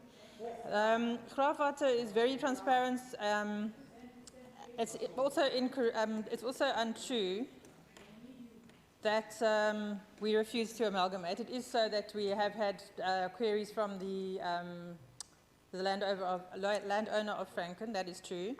But the fact of the matter is, I would imagine the ANC would not want us to have a school on property where they can't play sport and so on, which is the situation at the moment, because the property for on Herald's primary is in fact too small. We do, as a department, would like to have one educational facility, but at the moment it is not possible because we need to extend the school at Herald if we want to merge the two schools together. As far as social cohesion is concerned, we completely support that, and the comments are without substance. Both schools are very mixed, quite frankly. And then why we take so long? Well, I mean, if you're approaching the Human Rights Commission, good luck with that, because I referred one of our schools to the Human Rights Commission earlier this year to do an investigation, and they still haven't done it. So I don't know. I don't think you'll get much joy on that. Acting swiftly and without any consultation, there's no school. Honourable Minister, will you please take your seat? What's your point of order, Honourable Speaker, on a point of order and a point of correction, I'm not approaching the Human Rights Commission. It's Mr. Adams who's approaching the Human Rights Commission. And the Speaker, the member ought to speak to the Speaker, not speak to me and say you. Please take your seat. Okay. Please take your seat, Honourable Minister. Honourable Said. Honourable Said, that is not a point of order. It is a point for debate. Now, the request that I would make to the Honourable Minister is not to refer to the member by a pronoun. Let us refer to the member as an honourable member. But let's proceed, Honourable Minister. Thank you. I didn't refer to the member at all. Honorable Said. But Speaker, I wish to differ, Speaker. It's not a point of debate. It's a factual inaccuracy to say you. Because in my speech, in my interpellation response, I'm saying that it's Mr. Adams. I'm not referring to myself going to the Human Rights Commission, Speaker. Honorable Said, there are rules that deals with those matters. And for that purpose, that you must go through the rules and approach the presiding officer, which we can then deal with it in terms of the rules. But that is not how we conduct ourselves when there is a difference of opinion. I'm going to request that we please do so by following the rules. Honorable Chief Whip. Thank you, Mr. Speaker. I'd actually like to raise a point of order on that, because the rules clearly state that a member who is aggrieved may not challenge a ruling in the House. So therefore, that member is in breach of our own rules. Thank you, Chief Whip. You have just, Honorable Chief Whip, thank you very much. What I was explaining to the honorable member, again, it's important, which you have just alluded to, that Rule 65 has a recourse, but please follow the rule. I think the leader of the opposition and the Chief Whip of the opposition, we can definitely assist each other. Also, is the Deputy Chief Whip the honorable member? So there is a recourse, but let's just follow the rules and engage the presiding officer after the debate. May I now recognize the Minister? Thank you, Honourable Speaker. The fact of the matter is whoever approaches the Human Rights Commission, good luck, because it'll take a while to get any response from them. As far as the process, Honourable Botha, as far as the process is concerned regarding school closures, what happens is the department makes a recommendation to myself that they think it's a good idea. After having had initial consultations with the schools, I have to then apply my mind as to whether the rationale is a good one, and if I think it is, I then agree that the process will start a public participation process. There are then adverts placed for public hearings, which are conducted by my department, not by me, which is why I don't attend those meetings, because we are acting on legal advice in how we process these things every step of the way, given the incessant desire of the ANC to take us to court or to instigate the schools taking us to court. So we follow the process very carefully, and completely inaccurate to say that we do not consult. We consult as required by law, always, as Aitzuk has recently discovered in the Constitutional Court. So there are issues, no question about it, there are issues that are being raised by the owner of the property, and there are ongoing discussions, as I have indicated, which will continue, but unless and until they are resolved, we cannot continue. We can't just simply join the two schools together, because there simply is not sufficient space for them. And there are, as I said earlier, about 79 learners who come from surrounding areas to use the transport scheme. So I haven't refused the meeting. We've in fact been trying to arrange a meeting, but the owner of the land is also not being particularly accommodating in that regard. One of my officials is undertaken to go to the premises there. They want a whole delegation from my office, my department, to go, and we're not going to send a whole delegation because it costs a lot of money. So she has already agreed. There was, in fact, today, I think, more correspondence in that regard, and she has given dates to the lawyers for the meeting to happen. So, well, no, maybe not today, but anyway, recently there is. So we continue to be committed to trying to resolve this issue in the interest of all the learners. And once again, resent the fact that the ANC is always trying to make this into a race debate, which is unacceptable. Thank you, Honorable Minister. That concludes this particular interpellation. The next interpellation is by Honorable Smith to Minister Bridel, the Minister of Local Government, Environmental Affairs and Development Planning. I recognize the Minister. Baie dankie agbare speaker en dankie vir die agbare lid vir die vraag.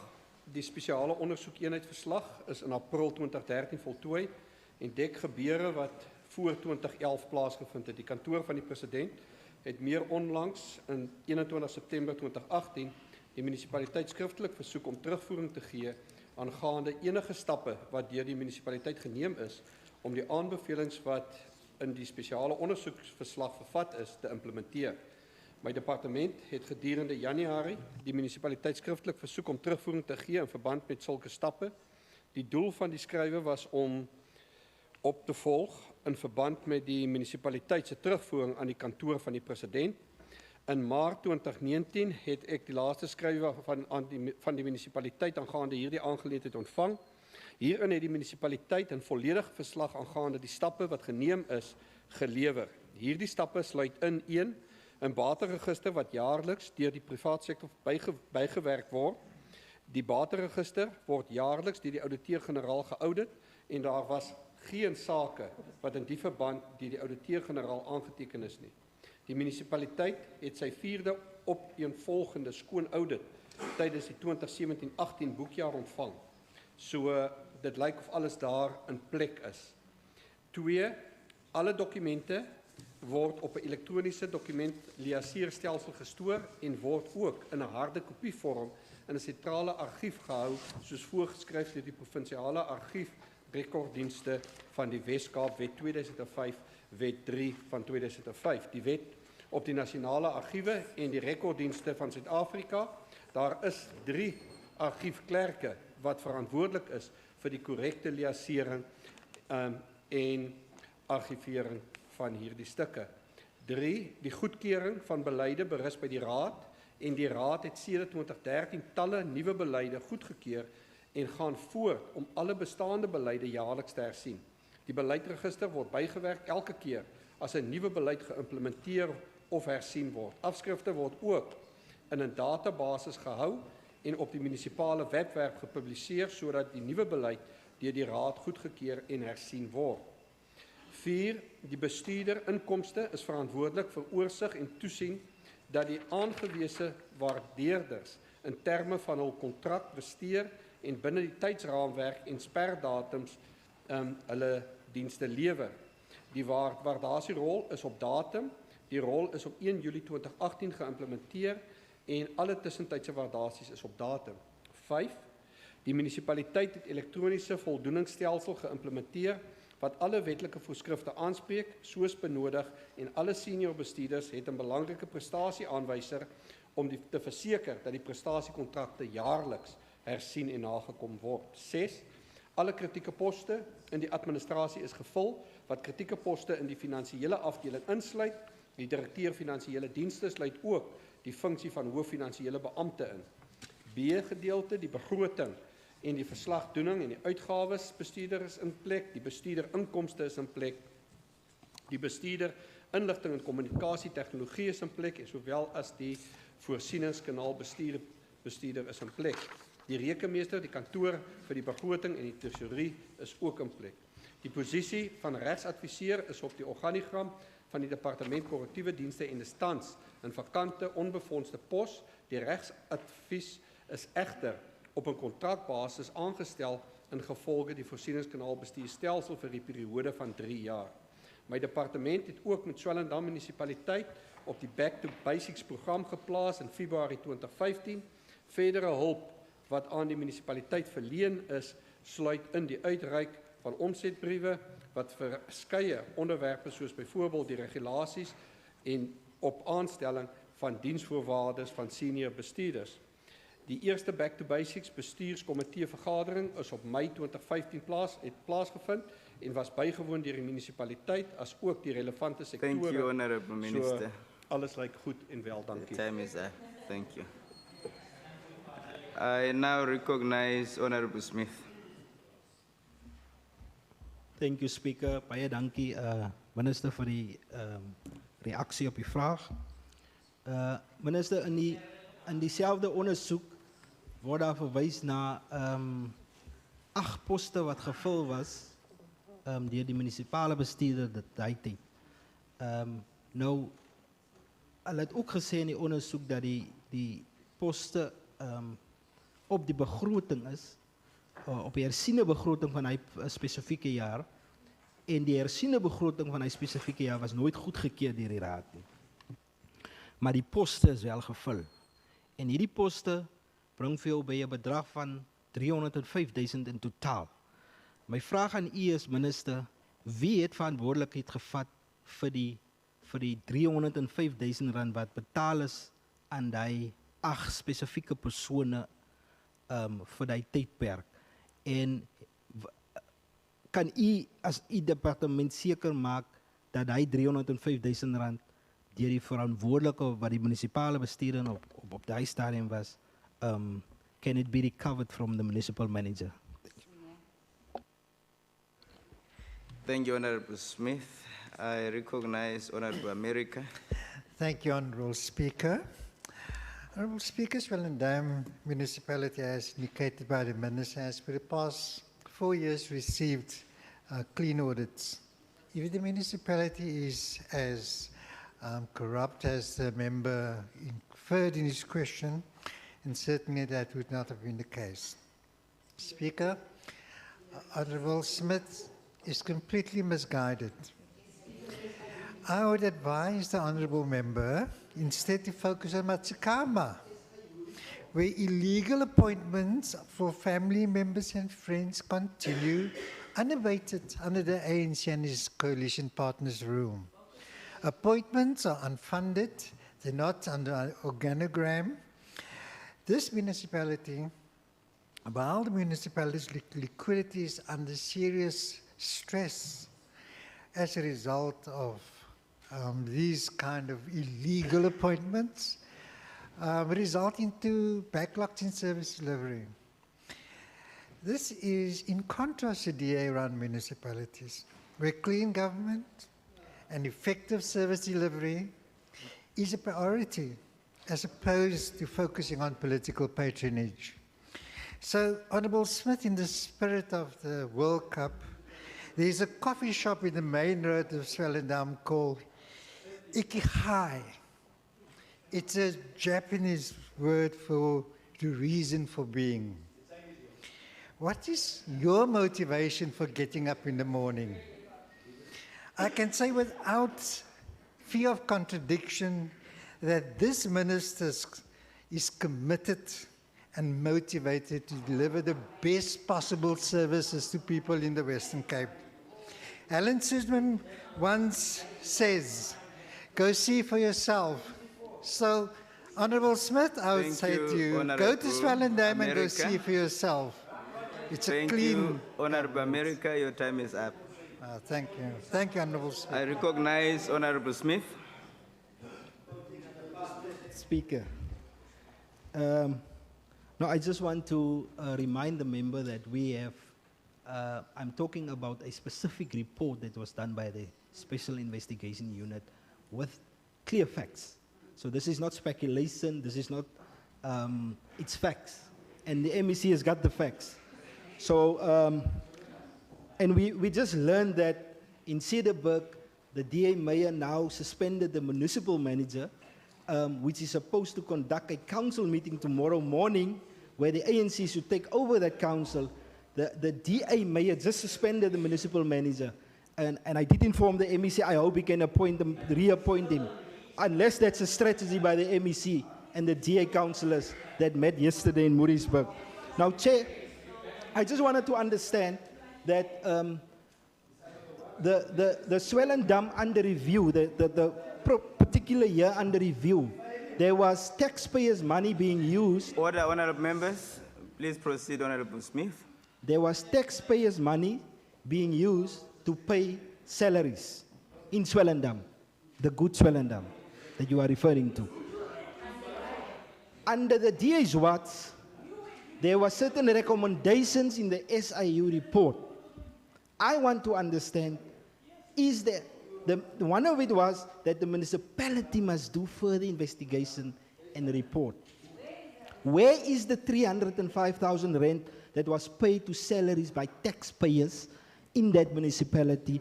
People that was appointed by Mr. Nell, the then municipal manager. Where is the money? Has the money been recovered? Yes or no? Thank you, Honourable Smith. I now recognize the Minister.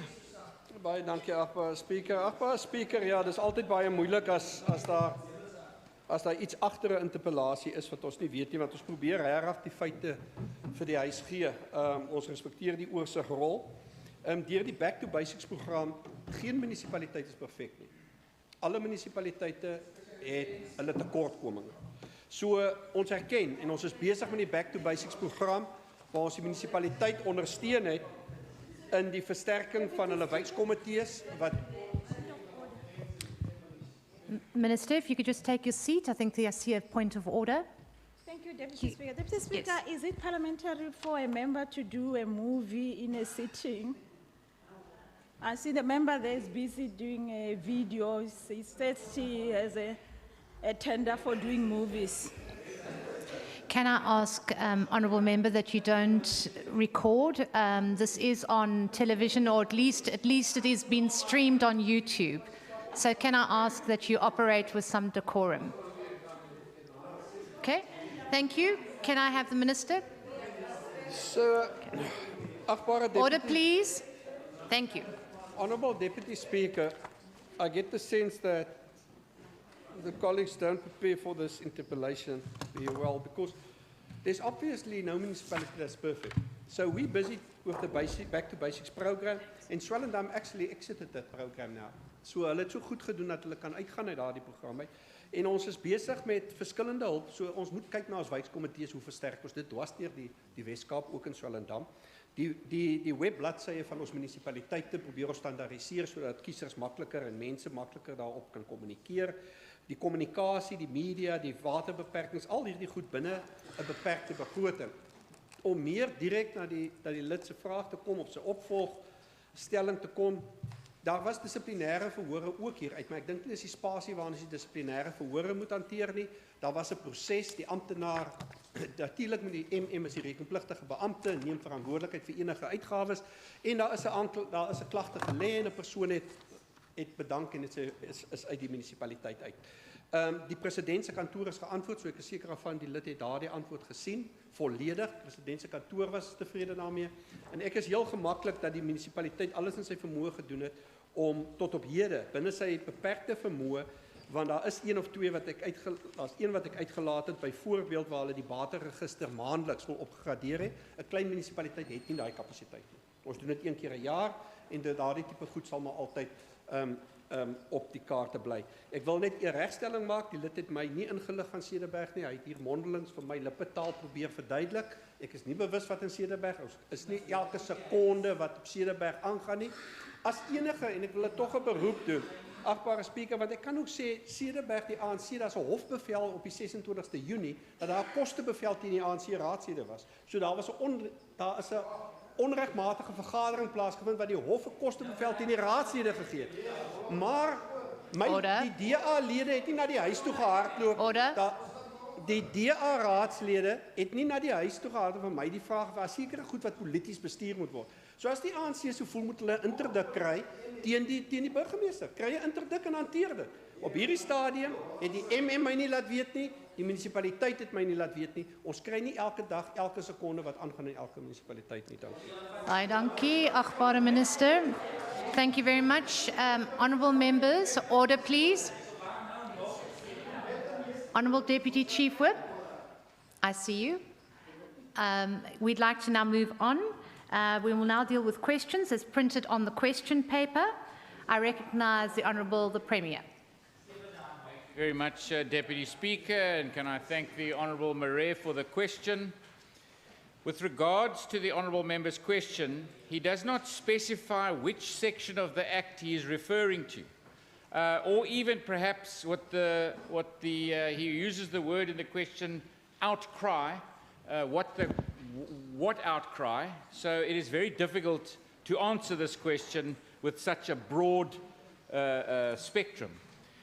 Due to the failure of the South African Police Service and the national government to keep our citizens safe, the Western Cape government has taken a stronger stance in this regard. But rather than focus on driving legislative amendments that may or may not happen, we will rather be driving an integrated provincial plan where we have more control to make lives better and improve safety proactively. I can also say that this specific piece of legislation has been amended 78 times already, as I see, and I'm sure the Honourable Member knows as well. I think he has a member in the National Assembly, and that member can actually put a private member's bill if there's a specific change that wants to be made, or perhaps he could raise it through the Standing Committee, of which he's a member, but probably through the Safety Standing Committee on the issues that he would like to have changed, and then start a process. Of course, we don't amend national legislation from the province. Thank you. Honourable Murray, I see you. Thank you, Deputy Speaker. The issue here it goes far beyond that. I see we are acting like a lion comes into this room, he kills a lot of people, and then we want to know what is the color of the lion? How old is this lion? Appoint a commission of inquiry. How did the lion get here? And should we put the lion in the cage or not? What are we doing? Shoot the lion! Or take him to a... put him in a cage! Mr. Chairman, yeah, and this is what we are playing with people's lives. Every time something happens, we appoint a commission. And this committee must find out, this man who killed that woman, was he hungry? Perhaps he never had a house. Perhaps he's on a waiting list 20 years. Honourable Member, get on to your question, please. Now, I want to ask you, in the light of that, yes, do you still think your plan would take account of all those factors if the Criminal Procedures Act, Clause 60 from subsection 5, that clause protects criminals? It uses words, like I said in my previous speech, that if a man can't afford bail, the judge must allow him a smaller bail. Honourable Member, you must ask the question. This is not a speech. Now, I want to ask the Minister, are you prepared to suggest, by means of a motion in this House, to ask national government to amend the Criminal Procedures Act, Clause 60, from subsection 5, 4 and 5, so that bail isn't granted to people who committed murder and rape, and that they do not qualify for early parole? Thank you very much. Honourable Premier? No. Any further? I'm sure the voters heard that answer, no. Thank you. Any further follow-up to the question? No. Thank you very much. We move over to the next question. I see the Honourable Minister Madikizela. Thank you very much, Deputy Speaker. Deputy Speaker, due to my limitation in expressing myself in Queen's language, I think I might have omitted one very important word that would have changed, my response, dramatically when I spoke about this. Let me just. I want to, in response to the question raised by Honourable Member Heron, indeed I did say that some of the projects, almost all these projects were halted by court, but in fact, what I meant, they were halted by court challenge. In fact, some of the projects, when the city realized that they were going to be subjected to the court challenge, the city in its wisdom took a decision then to scrap the process and start it from scratch. But I do want to concede that I did omit a very important word. Instead of saying court challenge, I then said court. Thank you. Thank you. Honourable Heron. Thank you, Deputy Speaker. So it sounds to me as if the Honourable Minister is saying that what he said on the 23rd of July was not true. Because, in fact, none of the projects have been halted by court, and the court challenge is against the city for cancelling one of the projects.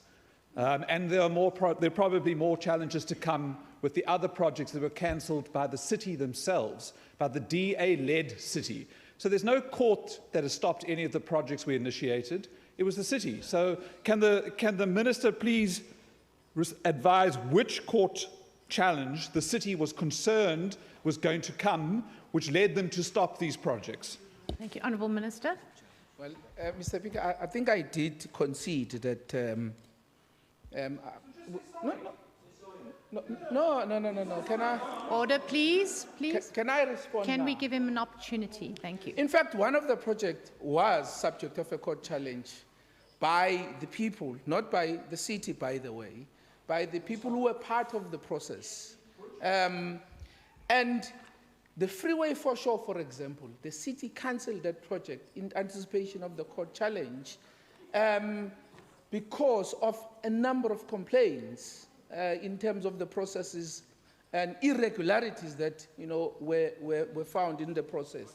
And he knows that very well. So I do want to say, as I said earlier, that when I responded to the question, I omitted the word challenge. They were not halted by court, they were halted by court challenge. Thank you. I see the Honourable Brett Heron, and then I see Honourable Deputy Chief Whip, and then I see Honourable Mseko. And that will be the end. Thank you, Deputy Speaker. I think, first of all, the Minister is incorrect. He didn't respond to a question. This was his first speech in this House after the Premier's State of the Province address, and he introduced this himself, not in response to a question, completely unsolicited. And I mean, the Minister is now suggesting that some people stopped the Foreshore Freeway project.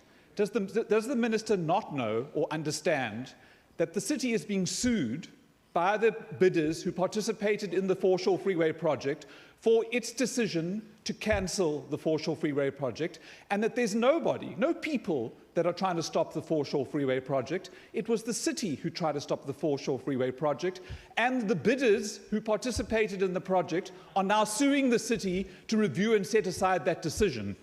Thank you. Honourable Minister, if you can answer that question. Yeah. I said, no, sorry. Order, please, members. Can we have an listen opportunity? very carefully, okay? I said, in the case of the foreshore, it's the city, in its wisdom, that took a decision to reverse the process that was clearly flawed. Now, the people who are challenging the city, well, they're more than welcome. That must be a subject of the court challenge, which will take its own process. But it's the city that took the decision. I just said that in the case of Foreshore project. But I did also say that one of the projects was actually a subject of the court challenge, which is Maiden's Cove. But the point that I wanted to make here, because when I responded to this question, then, sorry. Order. Sorry. Now, when I responded to this challenge, because I need to bring context now to this issue. The member presented himself as the champion of the inner city development, when in fact, under his watch, he didn't do a single inner city development. Because some of these projects were subject of the court challenge, but secondly, some of these projects were then the city decided, in its wisdom, to reverse the process because of the risk of being challenged. So, of course, the successful bidders have every right to challenge that, and that is, will take its own process. Thank you, Honourable Mitchell. Thank you, Honourable Deputy Speaker. Honourable Deputy Speaker, in the same SOPA debate speech, the Minister spoke about the strategic use of our property to address spatial transformation. He also said that he would be challenging and requesting that the National Minister of Public Works would release strategic pieces of land for exactly this goal. So my question to the Minister is, did he address this with the National Minister? And if so, what was the outcome? Thank you, Honourable Minister. Thank you very much for that follow-up question. And I think one of the things that I said, that if we are to stimulate the economy, attract the investment, and really deal with the infrastructure investment, it would be very, very important that one of the things that we need to do is to really work together as all spheres of government. And that's one of the issues I addressed when I met the National Minister of Public Works and Infrastructure. And I must say, Deputy Speaker, that we did agree that we must look at the possibility of partnering, especially in our properties both that are owned by National Public Works and Provincial Public Works. And it is exactly the process that you are busy with the National Minister. Because it is in the interest of the people of this province that we work together and use those properties for their benefit. Thank you. Honourable Mseko. To speak.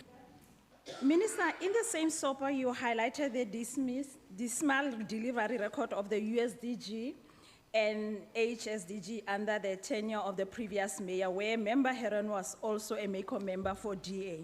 Noting this, how did you, in your previous department, intervene in order to bring dignity to the people of the city of Cape Town? Honourable Minister. Thank you, Deputy Speaker. Yes, indeed, it is true. Members. Yes, Deputy Speaker, it is indeed true that there were major concerns around how the Urban Settlement Development Grant was spent, up to a point where we were hauled before the National Standing Committee on how poor the city was performing, on this grant. And I think this is also part of what contributed to the challenges in terms of investing in the infrastructure in the city. And I think this is a challenge that I took it upon myself personally to work with the city in my previous portfolio to address it. And I must also add, as I'm about to sit down, Deputy Speaker, that that was one of the issues that I used to, address and raise constantly with the city, under Member Heron at the time, which was really never addressed. Thank you very much. That's the end of those questions. I'm moving over to the next question. Deputy Speaker, I've been jumping up and down like a jack in the box. Yes, but when you spoke, I then gave to Honourable Mitchell's. Remember, there's 4 questions. You can only do 4 follow-ups, Honourable Heron. So my apologies, the 4 follow-ups are done. I'll send another one. Noted. You have that right, Honourable Heron. I then see the Honourable Minister Fernandes. Honourable Deputy Speaker, I wish to thank the Honourable Member for his question in absentia. The answer, yes, we do fund NGOs in Mitchell's Plain. And the second part of the question, there is a monitoring system in place. Funded NGOs are assessed yearly in terms of PFMA compliance. They're audited, that's unparliamentary. They're audited financial statements, quarterly... Order, members. Order, members. Minister, if you can continue. Quarterly progress reports, non-financial data and validity of the NPO registration. Each program of the department has a team consisting of monitoring and evaluation officials who assess financial and governance compliance. A team of social workers also accompany the monitoring and evaluation officials, and the social workers assess norms and standards of an NGO as prescribed by the relevant legislation, example, the Children's Act or Older Persons Act. The system has been recorded in a standard operating procedure, and specific monitoring tools are used. Thank you. Thank you, Minister. Any follow-up questions to that? No. Thank you. We'll move on. We move on again to you, Honourable Minister. Honourable Deputy Speaker, the question is the same for churches, and the same process in terms of monitoring and evaluation is maintained for religious bodies. Thank you. Thank you. Any follow-ups? I see you, Honourable Marais. Minister, I'm very interested in what you are doing with NGOs, especially when church and youth bodies are involved. You are aware that your Minister for Education, she's made it a duty to close as many schools as possible. So will you use those buildings for NGOs? Are you prepared to consider, before that those buildings get destroyed through vandalism, to consider giving those buildings to churches and to NGOs and youth groups, which they can use it to uplift the coloured and black communities, instead of letting the buildings stand there and be shall I say, destroyed to the ground. Are you prepared to do that, Minister? Thank you, Honourable Minister. To direct or respond to the honourable member's question, buildings fit in the domain of public works provincially or nationally. However, there is a need for accommodation for safe houses, NGOs and rehabs. And as requests come in and as we do our oversight work, we do try and identify sites that can be used in communities to bring a package of services closer to the community than we currently have. Thank you. Thank you, Minister. Any follow-ups? I see you, Honourable Murray. Minister, did you get any requests? And I know these buildings go to public works once you say that you don't need them. But there should be coordination at cabinet level about these issues. A minister is not an island on its own. So do you consult with the Public Works Department about making those buildings available to churches or NGOs for useful purposes? Minister. Honourable Member, it might seem like a new question, but I'm willing to take it. Yes, as a cabinet, we work transversally. So no minister is an island. We talk to each other, and we actually have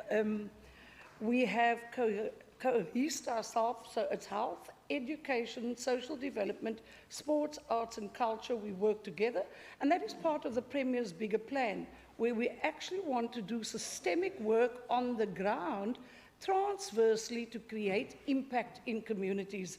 And it means that we need to talk to each other to bring a product to the market. Thank you. Thank you, Minister.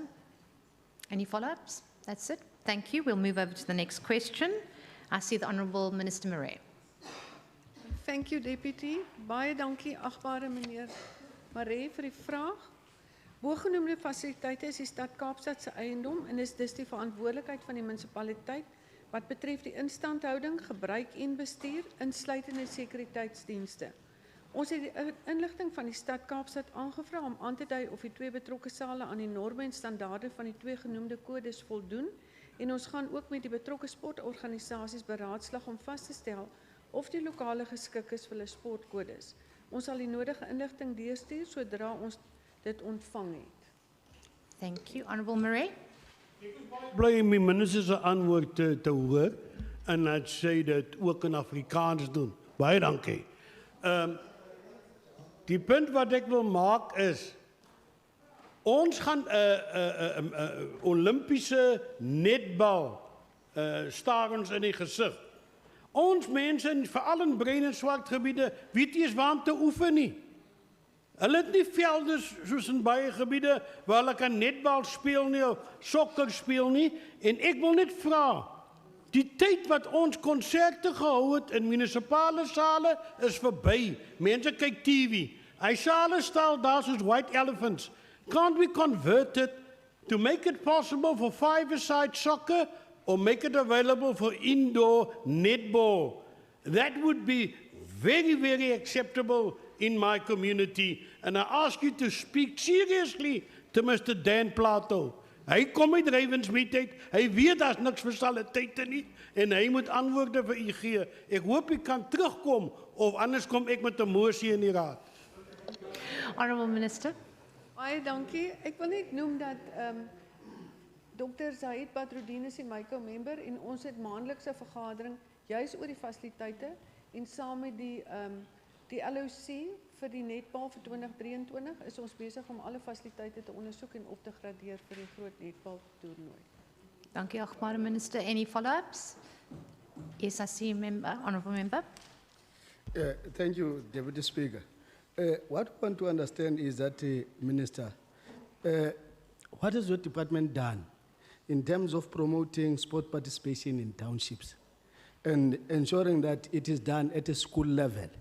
Has your department done anything in collaboration with ensuring that, especially in the townships, to ensure that there is activities there? Thank you, Member. It's a new question, but I'm prepared to answer. Okay. Yes, with our after-school programs, and if you attend our annual report on the 30th of October, we will elaborate on it. But yes, we do a lot with our schools and also with our NGOs in our communities to have participation with all the relevant codes. Thank you. Any follow-ups? Honourable Murray. Thank you. Can I, Minister, because I received this request from the community of Delft and Nooit Gedag Bishop Lewis, can I go back to those two civic organizations and say you will definitely put them on the agenda to discuss with the City of Cape Town for the possibility of that happening in their areas? May I have your permission to go and carry over your commitment to fighting for those two townships? Thank you, Honourable Minister. Enige tyd. Kan nie teruggaan nie. Thank you. Thank you. Thank you. No follow-ups. I move over to the next question. We're moving on to question 6. I see the Honourable Minister Bradell. Agenda van die 15de Augustus, opening, aansoek om verlof, verkiesing van die waarnemende speaker, kommunikasie deur die waarnemende speaker, kommunikasie deur die uitvoerende burgemeester, sake vir oorweging, items wat die amptenare na die raad bring, die oorweging van oortrokke fasiliteite, die vervreemding van onroerende eiendom vir ekonomiese ontwikkeling doeleindes, en dit was min of meer die agenda. Dankie, Speaker. Thank you, Honourable Minister. Any follow-ups? No, we move over to question 7. I see the Honourable Minister Mayor.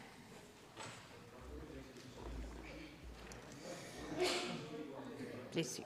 Yes, Honourable Deputy Speaker, I want to thank Order. I would like to thank the Honourable Member van der Westhuizen for this question. Yes, research is a medium-term to long-term activity, and the research projects undertaken by the Programme Research and Technology Development of the Department of Agriculture normally run between 3 to 5 years. I think members of this House will know that we have introduced the evidence-based practice, and particularly given the fact that agriculture is both animal science and life sciences, so on a regular basis we conduct research.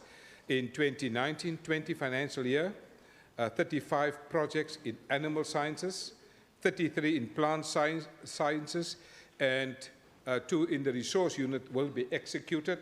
An average of 2 to 3 projects are also submitted to the research committee for approval, and approval is granted with due consideration of the available budget in this particular sub-program. Animal science projects focus specifically on the dairy research and beef research, small stock and ostrich research, and the breeding, feeding, and management aspects thereof. I think members of this House is also aware that we have 7 research farms where these research are being conducted, not only for the Western Cape, but for South Africa. I think it is also important for members of this House to note that since 2009, between 2009 and 2019, over the last 10 years, the research has indicated that we had a significant reduction, for example, in the dairy products, particularly the milk industry. We had about 3,200 milk producers, and we have lost many of them. We only now have about 1,260. We had a 65% reduction in this specific field of agriculture in terms of milk producers.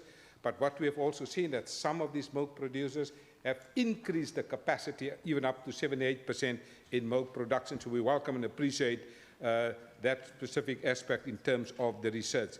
But, Honourable Deputy Speaker, in terms of the plant science project, they also focus on small grains with the main focus on conservation agriculture, cultivar evaluation, plant pathology, potato production, veld management, vegetation production, alternative crops, wheat management, and pasture research. The projects in the research unit focus also on climate predictions, as well as the Sentinel satellite portal being developed. I think members of this House is also aware that we have established a drought portal. That drought portal is a result of research. We have also decided, because of the nature of agriculture, because of the nature of climate change, that we've also developed, Mr. Pat, alternative crop modeling, and it's also very important that you as a member of the committee appreciate that we have developed alternative crop funds, focusing on alternative crops with higher labor requirements and export potential. I think the honourable member will also appreciate, as a member of the committee, what we do in this parliament. We also bring up the information so that the members can also represent Parliament outside with the real facts. And I think the Honourable Member Pat Maran is very active in agriculture, and to be active you need the right information. And so I'm very happy to pass the right information on to him. I think, Honourable... Order, order members. Yes, I like Honourable Pat Maran because he's in agriculture, and we are for... No, Honourable Member Moran, no. Minister, Okay. can you speak to me? Okay. Honourable Deputy Speaker, I think the alternative crop model, we have seen significant changes in that, particularly in the labour requirements and the export potential. For example, we have done some research that shows that there's a greater potential for the market, specifically in the blueberries industry and also in the cherry industry. The department has, for example, commissioned a specific research on blueberries, and the research has now shown that significant export potential happen in that particular market. And next week, I think I'm going to see the people from the blueberries industry. The department, in addition, has also put, I think, 690,000 rand into the alternative crops, for example, in specific in cherries. That's now a big global market, and I know Mr. Pett would like to export cherries. So if he wants to, so the research, Mr. Maran can use the research. If he no longer wants to be a member of this House, he can use the research and maybe consider an alternative career, because this information is very important from a research perspective. I think what we have also done, on a more serious note, Honourable Deputy Speaker, we have recently launched the BFAP baseline research, which is the agricultural outlook for 2018 to 2027, which is authoritative research. It's a national collaboration. We put in money. We've done some significant research, and we welcome the evidence-based practice. When I go to the Minister of Finance in the MTech engagements, I will be taking two documents: the BFAP research, evidence-based practice, and the Provincial Economic Review and Outlook. In addition, I think this House has seen before, under your leadership, Deputy Speaker, when you were the Minister of Agriculture, great work that you've done is the agricultural trilingual dictionary, English, Afrikaans is in Xhosa. I think this is great work. You cannot publish a dictionary without research. But in addition to that, Honourable Deputy Speaker, also under your leadership as the previous Minister, Abundant Harvest, the Western Cape Agriculture Success Stories. To document success stories, you need research. And so we are particularly happy, since we also have some extensive involvement of women in agriculture. Under your leadership, you've also published this research document, Abundant Harvest, Women at Work. And I think Mr. Pat Maran will appreciate that the research of women and the work of women is being acknowledged. Ms. Voss, thank you for your acknowledgement in that regard. In addition to that, we have also publishing on a quarterly basis the Agri-Probe. This is a magazine distributed to 8,000 people in agriculture, and we are particularly happy for the work that we are doing in this particular regard. In addition, I think Honourable Pat Maran will appreciate a copy of this. And Madam Deputy Speaker, with your permission, can I hand him a copy? I will give you that permission, Minister.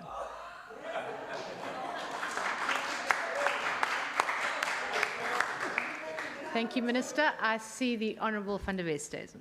Thank you, Deputy Chief Speaker. On a lighter note, I can assure you that Honourable Maran doesn't need a manual to deal with cherries. Kan ek net vir u vra, Minister? Achtbare Speaker, ek wil graag van Minister Meyer net weet. Order, please. Speel die potensiaal van sekere landboustudievelde om 'n bydrae te lewer tot ekonomiese groei en werkskepping dalk 'n rol in die identifisering van daardie velde as navorsingsvelde vir die Wes-Kaapse Landboudepartement. Dankie. Thank you. Honourable Minister. Dankie, achtbare Speaker. In die konteks van watter ander velde van navorsing is daar, die Wes-Kaapse regering is verbind tot ekonomiese groei. Die Wes-Kaapse premier, as ook die onlangse tabling of the Municipal Economic Review and Outlook, as well as the Provincial Economic Review and Outlook by the Honourable Minister of Finance, has indicated two big trends. Firstly, that the biggest export growth in the agricultural sector from the Minister's Finance report has happened in the area of the Overberg in terms of export growth. The second part of the research indicated that from the Mero was that last year the biggest single growth had happened in the 5 district municipalities happened in the West Coast. So certainly one would like to look at the research capabilities that is needed to grow the economy further in that particular area. I think honorable members will also know that the drought is still severe in Matsikama. So we also think that research needs to be done in that particular area, specifically in the area where we have, I think, an international competitive advantage in terms of our export capabilities. I think both from a research perspective, we have now, at the end of September, we have closed the call for proposals for additional research, and the committee will evaluate these research proposals to determine to what extent these research will facilitate the #1 strategic objective of this government, namely to grow the economy. But it is clear, globally, there's also a big demand for organic wine, organic products. So this is also something that I think needs and require further research. One of the big research institutions is at the George Agricultural College in Kondo. I would like to invite you to their Outeniqua Dairy Research Institute. I think that is very important. I think I will also invite the honourable member, since he's from Pito, to the very important research farm that we have in his area, and that is in terms of ostrich research. So I think, honourable member van der Westhuizen, since we believe in an asymmetrical approach to economic development, we will also commission another study later this year about the growth potential of towns and regions. And because we believe in an asymmetrical approach to economic development, that will guide our research and development. Thank you, Honourable Deputy Speaker. Thank you, Minister. I see the Honourable Marin. Speaker, thanks. I hope the Minister don't mention my name in his sleep, because there's only one speaker. I just want to check with the Minister. Minister said that. I just want to check with the Minister.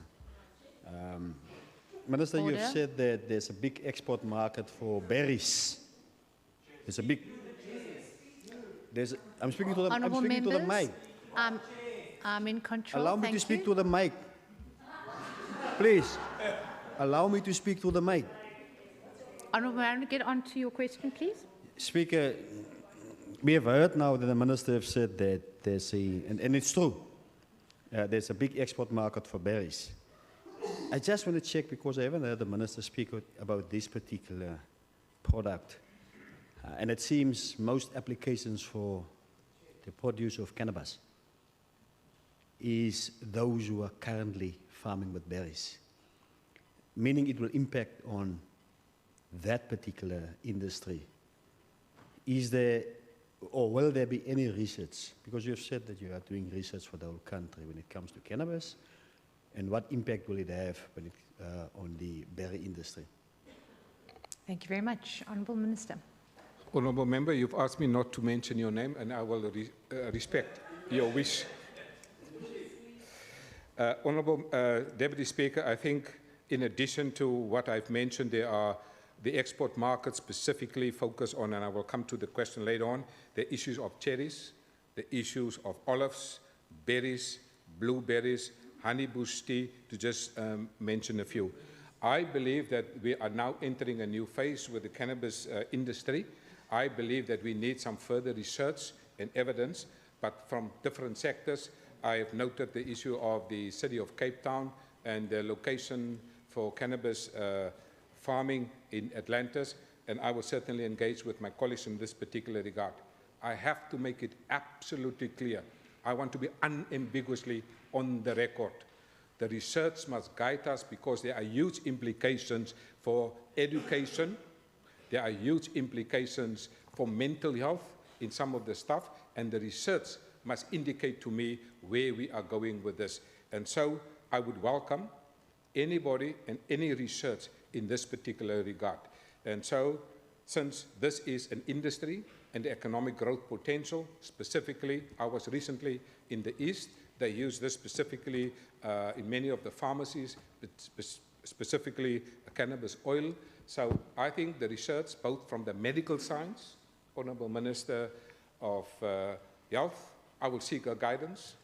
I will seek the guidance of the Minister of Social Development in terms of the social impact. I will search the College of Economic Development in terms of the economic potential, and certainly this will be a collective research investigation in terms of this. There's absolutely, for me, clarity in my mind that this must be a product of research and investigations. And like any research that this government does, we always pilot it in a specific area to see the success and the multiplication. I have little doubt that this government is committed to research and evidence-based practice to stimulate economic development. Thank you, Honourable Minister. Any follow-up questions? Honourable Marin. No, not a question, Chair. I'm just glad I could have assisted the MEC when it comes to that specific product. Minister, never forget my name. Thanks. There's no more questions. Then we move over to the final question, which is, I see the Honourable Minister Mania. Thank you, Deputy Speaker. There are currently 12 independent power producers generating electricity through solar and wind power in the Western Cape. These independent power producers have a combined generation capacity of 452 megawatts. 3 new independent power producers are currently under construction, and when they come online, which will hopefully be within 14 months, they will bring the total independent power producers' electricity generation capacity in the Western Cape to 732 megawatts. The Western Cape's peak load requires approximately 3,900 megawatts. As such, cumulative capacity of the IPPs located in the Western Cape can only provide for a small proportion of the province's electricity needs. The electricity produced by IPPs would also not be sufficient without supplementary options such as battery storage, as wind and solar energy are, of course, intermittent sources of power. There are currently no utility-scale battery storage facilities in the province, which would, of course, allow excess renewable energy to be stored and used when required. But, of course, Eskom has several battery storage development projects underway, 5 of which are being undertaken in the Western Cape. The Western Cape government does not have a constitutional mandate as an electricity generator or distributor, and is therefore, of course, not empowered to purchase power from IPPs. The current model for IPPs only allows for Eskom to purchase from IPPs, and the IPPs under contract with Eskom provide, of course, all their power to Eskom. The power generated from IPPs goes directly into the national grid and is therefore not for the sole use of the Western Cape. Municipalities are able to purchase electricity, and a number of metros, including the City of Cape Town, have written to the National Minister of Energy to request a determination to allow them to procure from independent power producers. And of course, the City of Cape Town has taken the National Minister of Energy to court to challenge the legal basis for preventing municipalities from procuring power from IPPs, and of course we wait the outcome of this court case. Thank you, Deputy Speaker. Thank you. Honourable Minister, Honourable Bartman. Honourable Deputy Speaker, through you, if the Minister could simply indicate to us what the main obstacles currently are for Western Cape municipalities in order to procure this energy directly from independent power producers. Thank you. Thank you, Minister. Thank you. There are several obstacles, Deputy Speaker, despite the fact, of course, that independent power producers have attracted up to 200 billion rands worth of investment. There are, despite that, several obstacles. One obstacle, of course, is policy uncertainty with the delay in the integrated resource plan, which, of course, is our electricity roadmap stuck in NEDLAC, which of course creates uncertainty about opportunities for further investment by independent power producers. Then, of course, there's leadership instability with the axing of Karen Breitenbach, who headed up the Independent Power Producers Office. And then, of course, most importantly, as I alluded to in my reply, there's regulation, where national government prevents municipalities from purchasing electricity directly from independent power producers, which of course is not in the interests of consumers or in the interests of business. It is in the interests of maintaining a monstrous monopoly in the form of Eskom. Thank you, Minister. Honourable Bartman. Honourable Deputy Speaker, if the Minister can just indicate whether the Western Point of Cape is order, currently Madam investing- Speaker. 1 minute, if we can The just... honourable members on the phone. Yeah. Honourable I mean, Lily, my goodness. could you put that down? Otherwise, you'll have to leave the House. Thank you very much. And can I just ask, I'm not hearing Honourable Bartman very well, if you can just speak into your mic. Thanks, Honourable Bartman. Honourable Deputy Speaker, I'd just like to know from the Minister whether the Western Cape is currently investing in any alternative energy sources, and if so, what are those details? Thank you. Minister. Thank you, Honourable Member. I'd just like to assure Honourable Members that the Honourable Lily was not phoning me.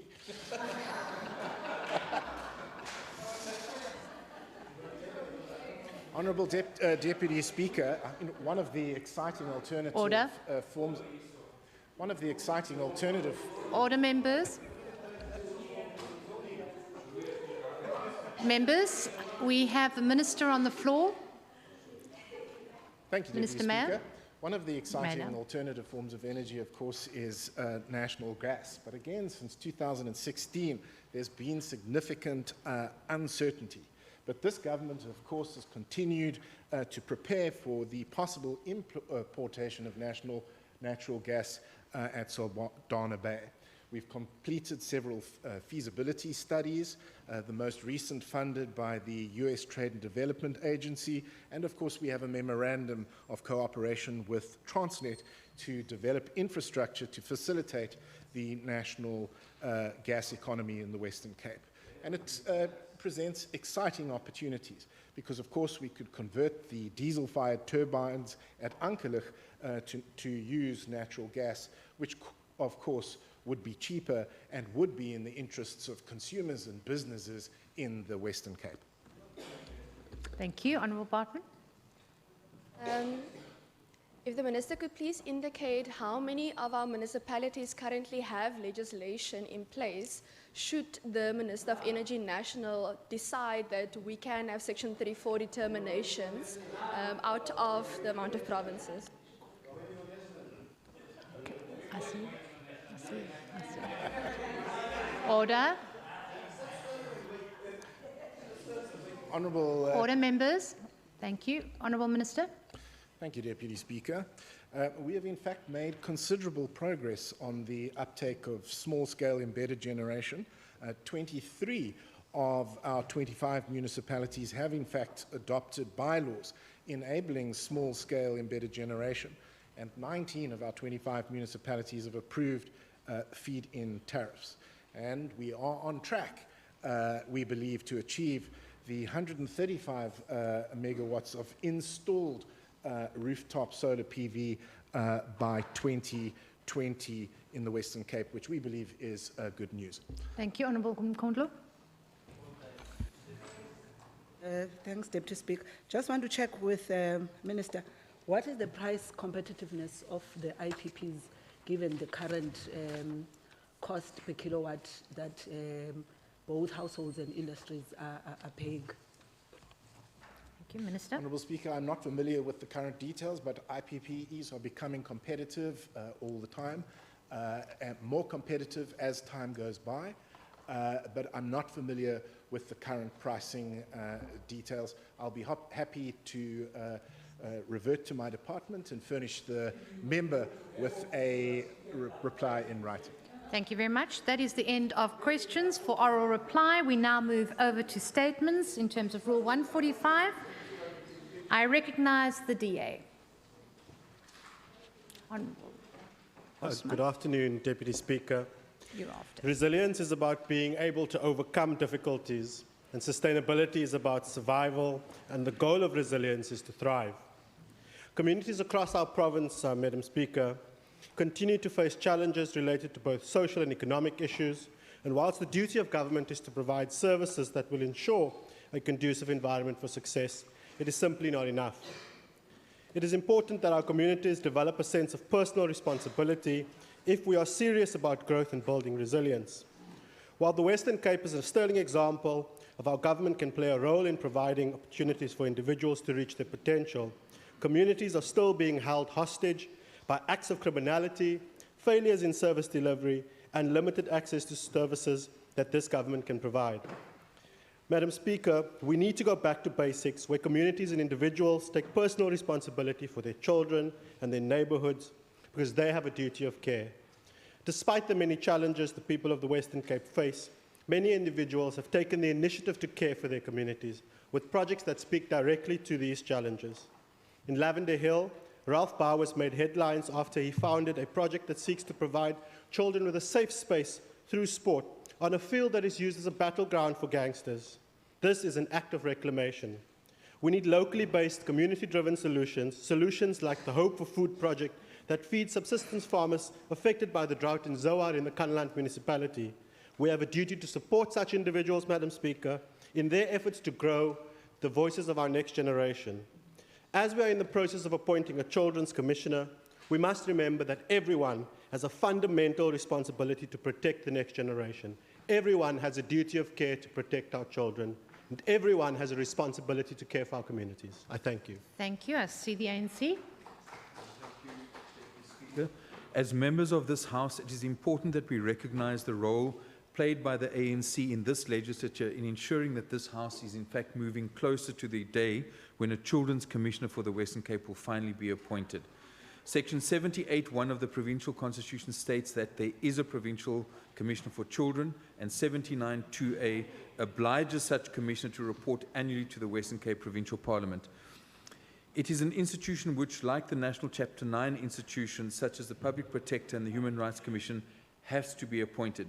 In her State of the Province address on being elected as Premier in 2009, Helen Zille and the DA promised the people of the Western Cape that the Commissioner for Children would be established 10 years ago. History will show that this was not only an empty promise, but will also record the active steps taken by the DA to block the appointment of the Commissioner for Children. It became very clear that after making such a public commitment, the DA was then advised that this Commissioner may become an embarrassment to the DA, given the plight of children in our province would no doubt be highlighted. Then there was a sudden about turn, and the DA, through the Premier, introduced a bill into this House to make the appointment of both the Children and Environmental Commissioner discretionary.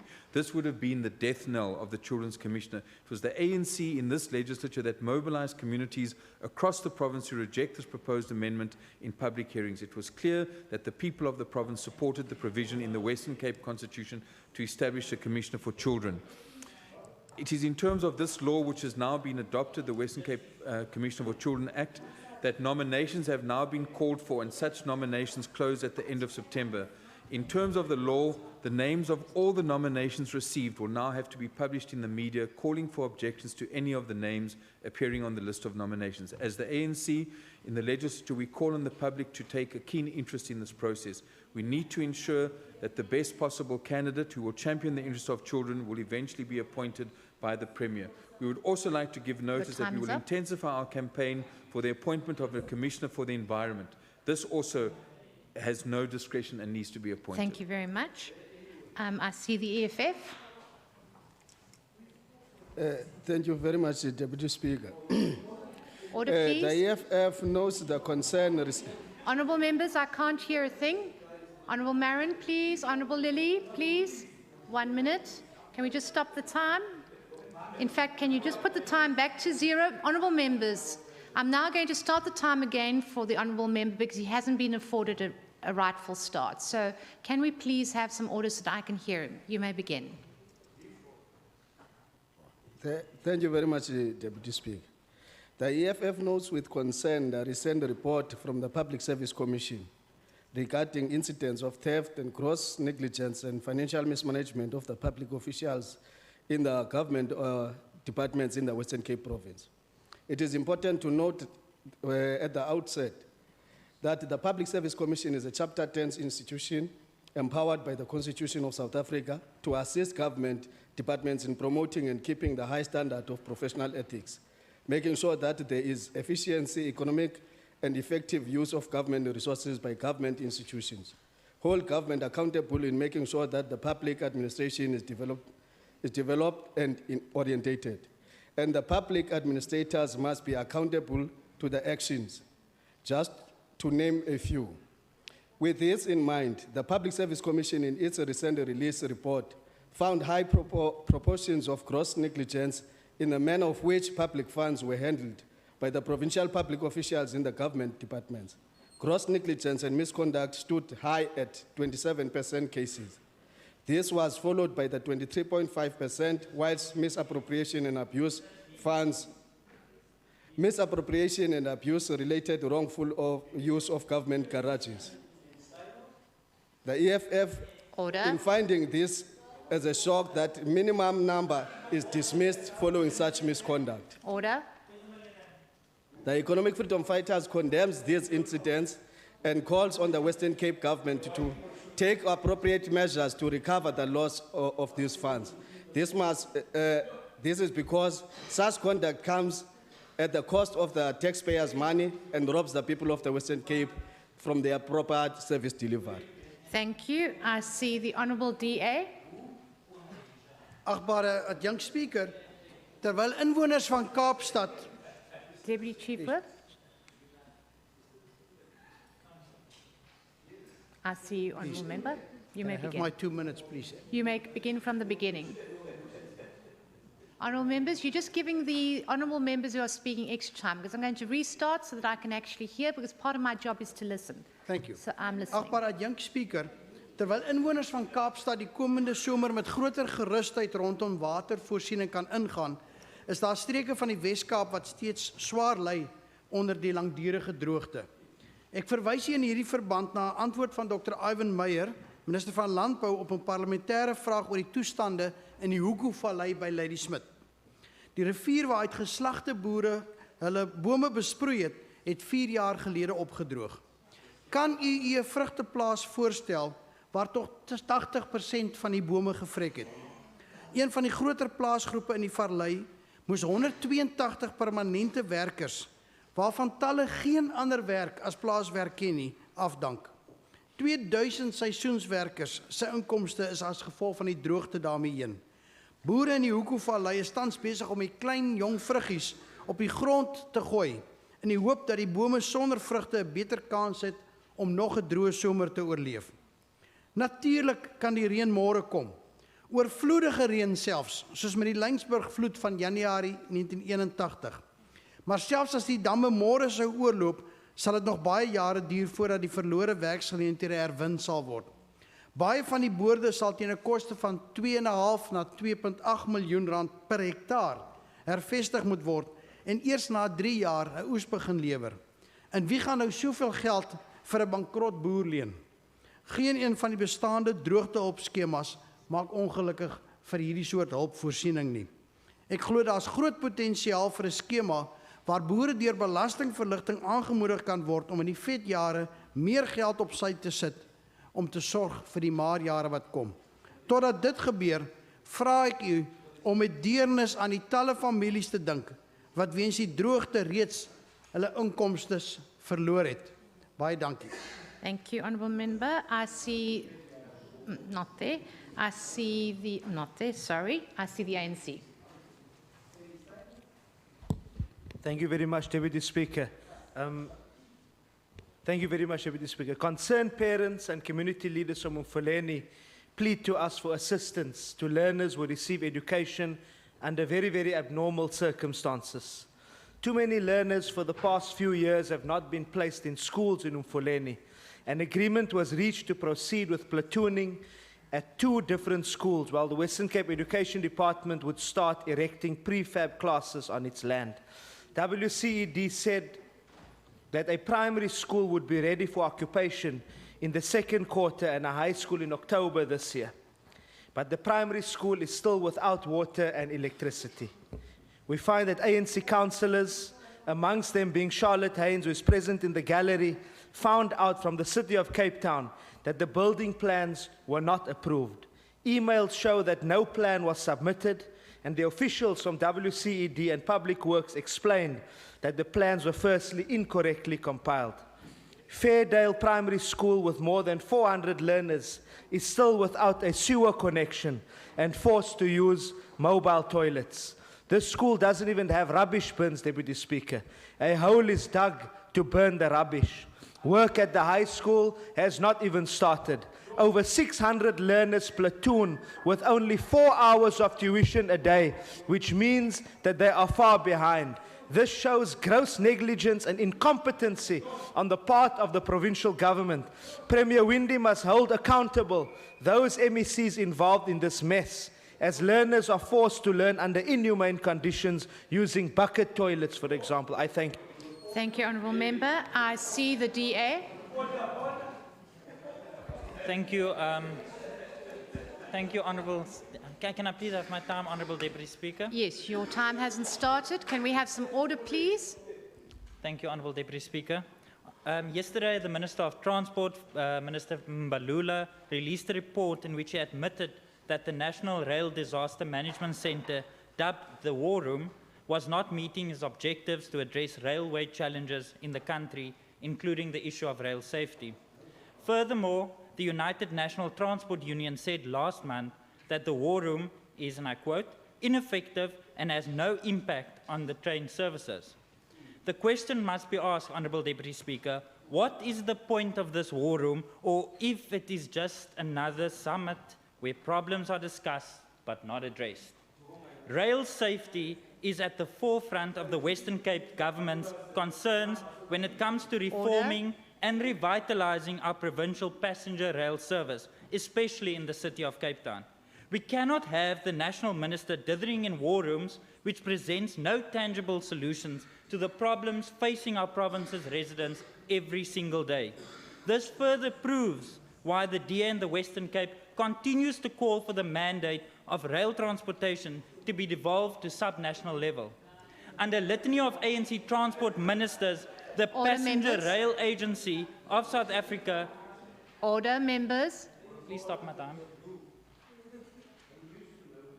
Please talk to me. I'm listening. Honourable Deputy Speaker, under a litany of ANC transport ministers, the Passenger Rail Agency of South Africa has only succumbed to theft and severe corruption, leading to a collapse in rail transportation service.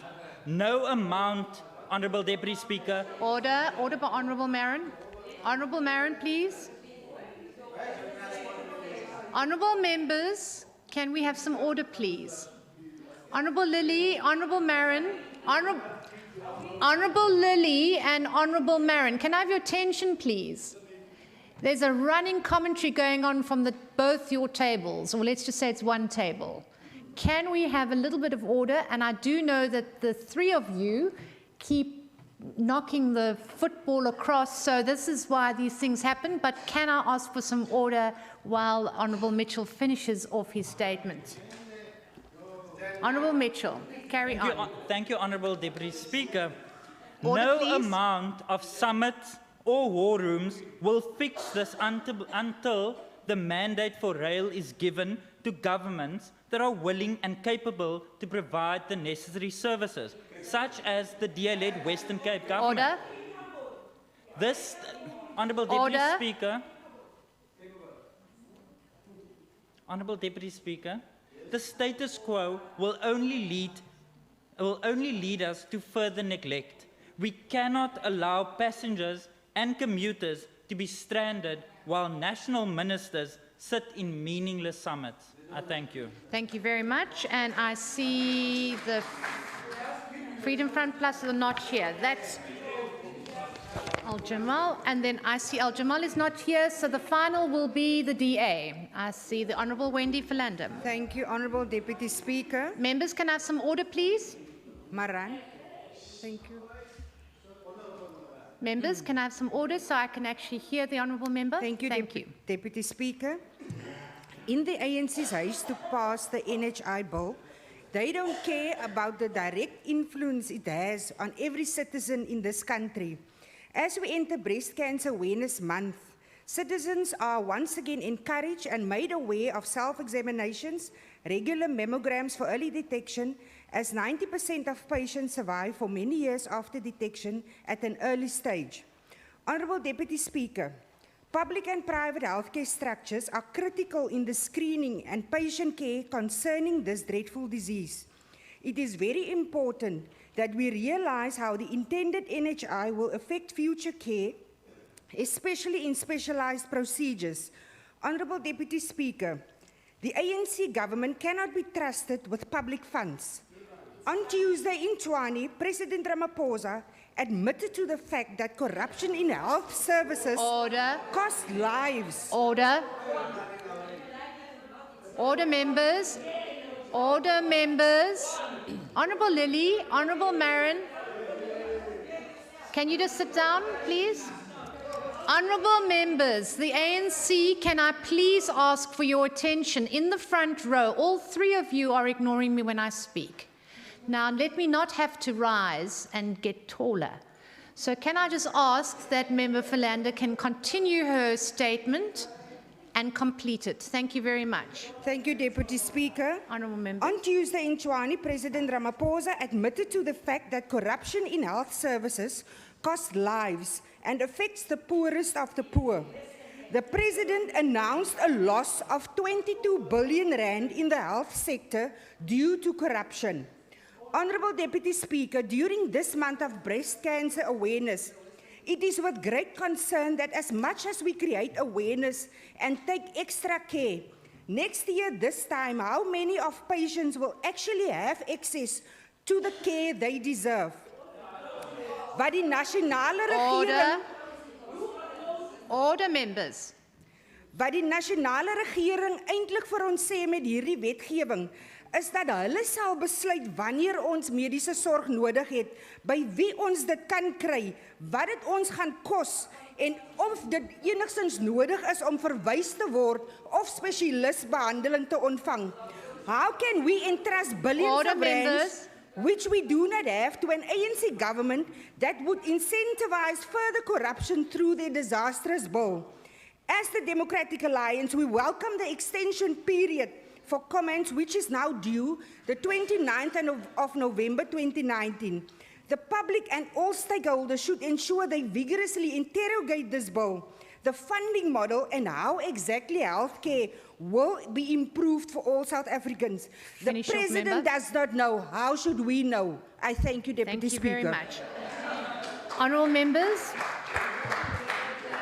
that's the end. Honourable members, can I have your attention, please? That's the end of statements. Are there any ministers who wish to rise and respond? Thank you, Honourable Premier. Thank you very much, Deputy Speaker. I want to rise, first of all, on the statement by the Honourable Said and say thank you very much. In echoing his words to me earlier, saying something about a good man in the whole or perhaps part, I say exactly the same thing to him as a good man in part.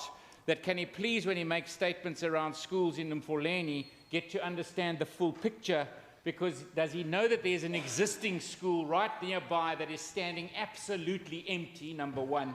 Number two, he speaks about getting connection at the city, water, etc. The ANC councillor in that ward, is he doing anything to help with this situation? And so I ask the honourable member in his... Order, members. I ask the honourable member to rather to be proactive in this process and try to help with finding a solution instead of just coming to this house and complaining. I would also like to address... Order, members. I would also... I'm not blaming the council. The council should just do their work. ANC councillors are missing. Honourable members, can we just take a seat, Honourable Premier? Yes, on a point of order. Yes, On a point of order, Madam Deputy Speaker, the rules say that other members may not interrupt another member. Absolutely. And this has happened repeatedly, and I'd ask that those serial offenders actually be named now. Yeah. I think I'm going to definitely take the next step. Can I just ask, Honourable Member Said, I think the question is addressed to you, so if you could just go back to your seat while the Premier is speaking to you, so that you can't speak to him from a different seat. And then can I please ask the front row, can you please contain yourself? Maybe the leader of the opposition will have to relook at reseated, because those two are on a roll today, the two honourable members, with no due disrespect, but please, I don't want to have to name you in this sitting. So can I allow the Premier to finish? If you can rise, please, Premier. Can I also say to the Honourable Clicker of the EFF, when he wants to make a statement in the House, I presume he made his statement from the front page of a newspaper today, but please will he rather go and get the actual report from the Public Service Commission? Because if you read the actual report, what we are talking here about is not gross maladministration, and we need to see much harder rulings against these officials. First of all, I'd like to point out to him that this is a government with a 67 billion rand budget, and the total financial misconduct of this whole government is 983,000 rand, of which 183,000 is not a loss to the state. 157,000 rand has already been recovered. There's 642,000 in question that's being investigated, and this is 51 cases out of 86,000 civil servants. So please will he go and read the report so that he actually gets it into context before he starts using words like gross, etc. And then perhaps a last point. Order. Perhaps a last point. Order. I'm now going to make it a second last point. The second last point on this issue is obviously we need to deal with any misconduct in a government. And if you think about those number of cases, I can assure you that we will deal with every single one. We will give the report on every single one. They will be dealt with because there are consequences if you are part of this government. And then the last point I want to raise is also to the honourable member of the EFF, because I do know that the next thing he's going to raise out of the newspapers is probably something to do with performance on payment of invoices within 30 days.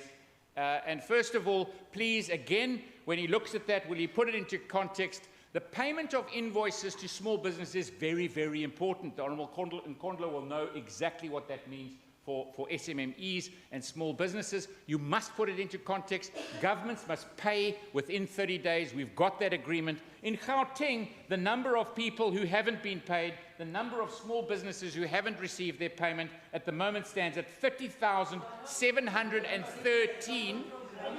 Order. Order. And it's... Order. No, Premier, if you can just talk to me. So let me, this is provincial governments, so let me say again, in Gauteng, the outstanding not paid small businesses are 30... Order, members, you can't drown the speaker. No, definitely not the Premier. Let him just finish. 30,713. Skanda. In the Western Cape also, we have got far too many that haven't been paid. We have a total number of 6. All right, members. That concludes the members' statements. We're moving over to notices of motion. Are there any motions where notice is given? I see you, Honourable Member Botha. Thank you, Deputy Speaker. Honourable members. I move with notice that this House debates the impact of the Department of Basic Education's plans to finalise grade 9 as exit point of schooling on the quality of education in the Western Cape, with reference to the high levels of unemployment. I so move. Notice taken. Yes, Honourable Sayed. Deputy Speaker, I move with notice that this House discusses the continued use of schools as spaces for racial and class exclusion in the Western Cape. And this includes the exorbitant rates charged by schools to community-based NGOs for hiring of their halls, such as Lakoff High, St. Ida's Primary, and Brackner de Villiers in Stellenbosch. I thank you. Thank you. Notice taken. Honourable Member America. Thank you, Deputy Speaker. I hereby move that this House debate the impact bargaining council agreements have on the development and growth of small, medium, and micro enterprises. I so move. Thank you. Notice taken. Honourable Member Benvogel. Thank you, Deputy Speaker. I hereby move that the legislature discuss the plans to change the Maritzburg Hospital and other critical facilities into a mere clinic or day hospital in the Western Cape. I thank you. Thank you. Notice taken. I see the EFF. Thank you, Deputy Speaker. I hereby move that the House debate the scourge of crime and Order. violence that is Order. taking... Order, members. Honourable Member Smith. If you can I just... move that the House debate the scourge of crime and violence taking place in the Western Cape trains, where the majority of commuters using these transport services are the poor people. Thank you Notice very much. taken. Any other motions where notice is given? No. Thank you very much. That concludes notices of motion. We move over to motions without notice. I see the Honourable Member Botha, then I see Honourable Smith. Motion without notice. I hereby move that this House congratulates the Cedarburg Municipality for receiving its third unqualified or clean audit under a DA Council. I so move. Thank you. Are there any objections to the motion being moved without notice? Any objections to the motion itself? Motion agreed to. Honourable Member Smith, I saw you first. Speaker, motion without notice that the legislature notes the large number of regular protests against poor service delivery in the province is growing with Paarl residents, the latest group unhappy with the high tariff hikes in Drakenstein municipality. Thank you. Are there any objections to the motion being moved without notice? There are objections. The motion will be printed on the order paper. I see Honourable Allen. I move without notice that this House congratulates R-Labs, an award-winning non-profit organisation based in Athlone, Cape Town, for successfully hosting 350 young people between the ages of 10 and 17 at a boot camp over the school holidays. The Next Gen Boot Camp is a holiday program where young people are introduced to artificial intelligence, animation, robotics, and coding. I so move. Thank you. Are there any objections to the motion being moved without notice? Any objections to the motion itself? Motion agreed to. Honourable Barnes. Without notice that this legislature notes that the DA national leader is sinking deeper into a swamp of controversy as he could not properly explain his private Cape Town residence or the Marcus Wester or the Stein of sponsored luxury sport utility vehicle he used in this province, and also notes experts saying that the DA is again seriously denting its assumed image as a squeaky clean party. Any objections? There are objections. The motion will be printed on the order paper. I see the Honourable Chief Whip. Order. Thank you. Order, please. Members. Honourable Marin. Honourable Chief Whip, over to you. Thank you, Honourable Speaker. I rise on a motion to congratulate Western Cape Provincial Parliament Secretary, Mr. Romeo Adams, on his birthday today.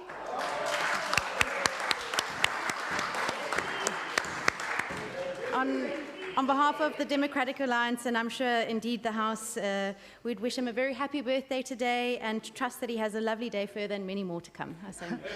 Are there any objections to the motion? Are there any objections to the motion itself? Motion agreed to. Thank you very much. Honourable Baku Baku. Thank you, Deputy Speaker. Order, members. Thank you, Deputy Speaker.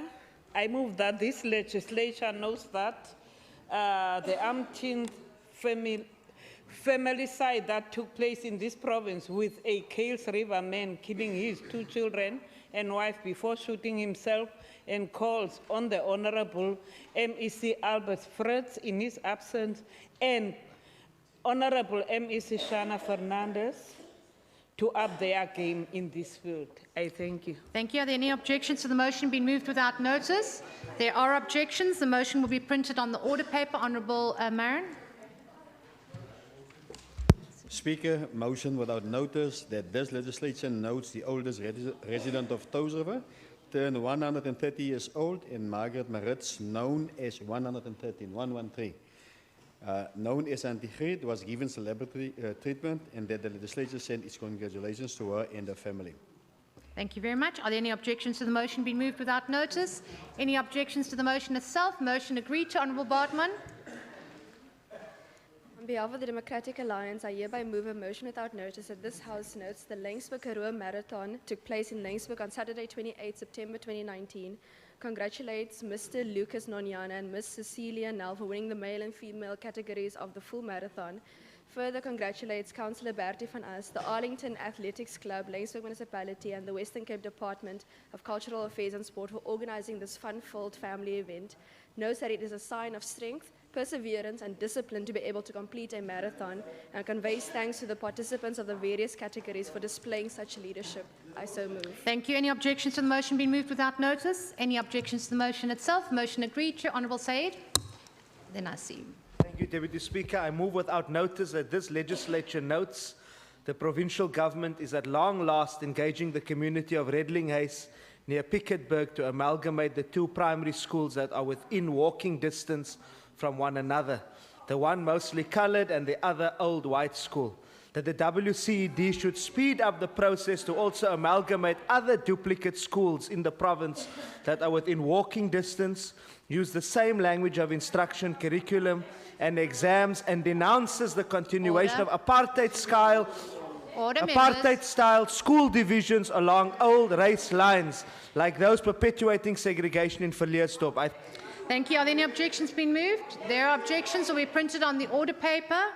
I'm seeing the Honourable Botha. Thank you, Deputy Speaker. Motion without notice. I move that this House... Order, members. I move that this House notes the opening of the revamped tech-savvy Botha's Hall Primary School on Friday, 20th September 2019 by Western Cape Minister of Education, Debbie Schaefer. It is a great example of Western Cape Education Department's Collaboration Schools initiative. I so move. Thank you. Any objections to the motion be moved without notice? Any objections to the motion itself? Motion agreed. Honourable Vimbi. Deputy Speaker, motion without notice that this legislature notes commuter safety on rail transport decline even more since the city of Cape Town sent in its storm troops to pretend to assist in bringing an end to all kinds of crime, including knife robberies and murder. Thank you. Any objections to the motion? There is an objection. It will be printed on the order paper. I see the Honourable Philander, and then I'll come over to the side. Thank you, Deputy Speaker. I move without notice upon the visit of the Standing Committee on Health to the Grassy Park Community Healthcare Facility yesterday. Deputy Speaker, we wish to congratulate Dr. Grammer, Sister Meyer and the staff for a sterling facility and for an exemplary, passionate service rendered to the community of Grassy Park and neighbouring communities. With a population growth of 44,000 over the past 5 years, and with the Pelican Park Health Facility opening that will provide relief, the staff and surrounding communities are partners in ensuring their facility renders the best of services. Honourable Deputy Speaker, this facility speaks of what can be achieved in the health sector and is indeed one of the great examples how functional our healthcare system operates in the Western Cape. I thank you. Thank you. Any objections to the motion being moved without notice? Any objections to the motion itself? Motion agreed. To Honourable Smith. I see you. Motion without notice that the legislature notes the DA kicked out and stopped the membership of its Knysna Mayor, Mark Willemse, in a bitter dispute for not following its directive to resign, and also notes its Metro chairperson, Grant Tweak, could be next as scapegoat in a party riddled with divisions. I so move. Any objections to the motion be moved? There are objections. We printed on the order paper. Honourable Allen.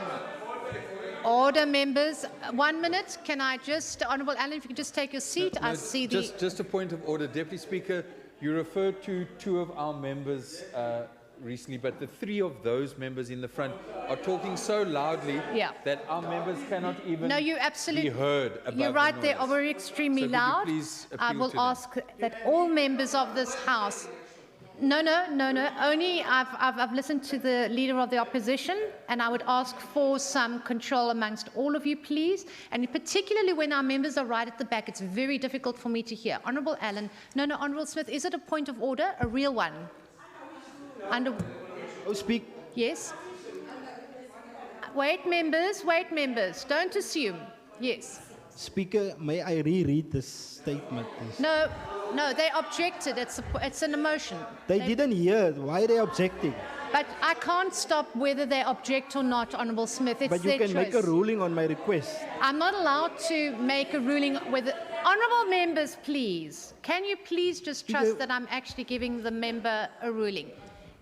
I don't have the right to question whether they object or they don't object. So whether you read it or not, and they've objected, Honourable Smith, they're going to object it again. But it has been read as a record into the Hansard. As long as you've got your microphone on, I promise you the Hansard will record it. Could Yes. I rise again on a point of order?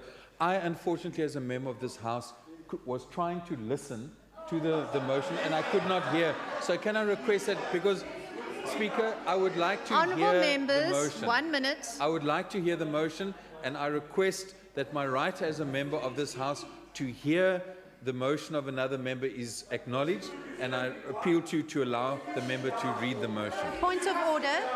Honourable members, we have the Chief Whip rising. Please, can I have order so I can actually listen to a point of order? Deputy It's not going to Speaker, help it with is everybody shouting. completely unacceptable for that request post facto. The member could have requested that before the decision Members, was can put I to the have House. some order, please? I've got somebody who is standing. Can you please give her the opportunity to rise on a point of order? That's her job. I cannot tolerate or have anybody else stand or shout at me. Honourable members, this is the last time I'm speaking, and then I'm going to name you to leave. If you can just allow the Chief Whip to stand on... No, it's her job to stand on a point of order, as I've allowed the member. I've heard the leader of the opposite member. Honourable member, please, it's not for you to be able to judge anything that I do. Thank you. The minister is rising. Give me a second. So, Madam Deputy Speaker, on a point of order, it is not acceptable for us to rewind the clock post facto just in order to score political points. Yeah. You put the question to the House, and the House made a decision. We cannot then go back. All right, members, I'm not going to take any more points of order on this matter. We are moving over to Honourable Allen. This is recorded, absolutely fine on the Hansard. Honourable Member Allen, let's go on. I move without notice. Enough, Honourable Lily. That this House notes that on the 20th and 21st of September 2019, 47 learners from the Department of Cultural Affairs and Sports' MOD program dazzled audiences at the Joseph Stone Auditorium in Athlone. The production, called Skywalker, spoke about issues such as gender-based violence and growing up without a parent, as well as the lack of role models, while showcasing the learners' talent in acting, dance, juggling, and other skills. That this House congratulates the Minister, the Department, and especially the learners involved. Thank you. Are there any objections to the motion been moved without notice? Any objections to the motion itself? Motion agreed to. Honourable Baku Force. Order, Speaker. Order. Can I rise? Order, Speaker. I would like to rise on a previous ruling in this House by the Honourable Speaker, not the Deputy Speaker. What's your point of order, The Honourable point of Smith? order is, I remember in a previous round, Member Bartman was speaking very softly over the microphone, and then the Speaker ruled that the member can read the speech. Okay, Now, but I heard your motion. no. Honourable Member. No. I'm Speaker, listening. can I finish? Yes. My Wait, request honourable is members. why is everyone not treated consequent in this House by the Speaker? Okay, I think that's an interpretation. You have to allow me to make the ruling and not yourselves to make the ruling on my behalf. I would like to hear Honourable Baku Force. Please carry on.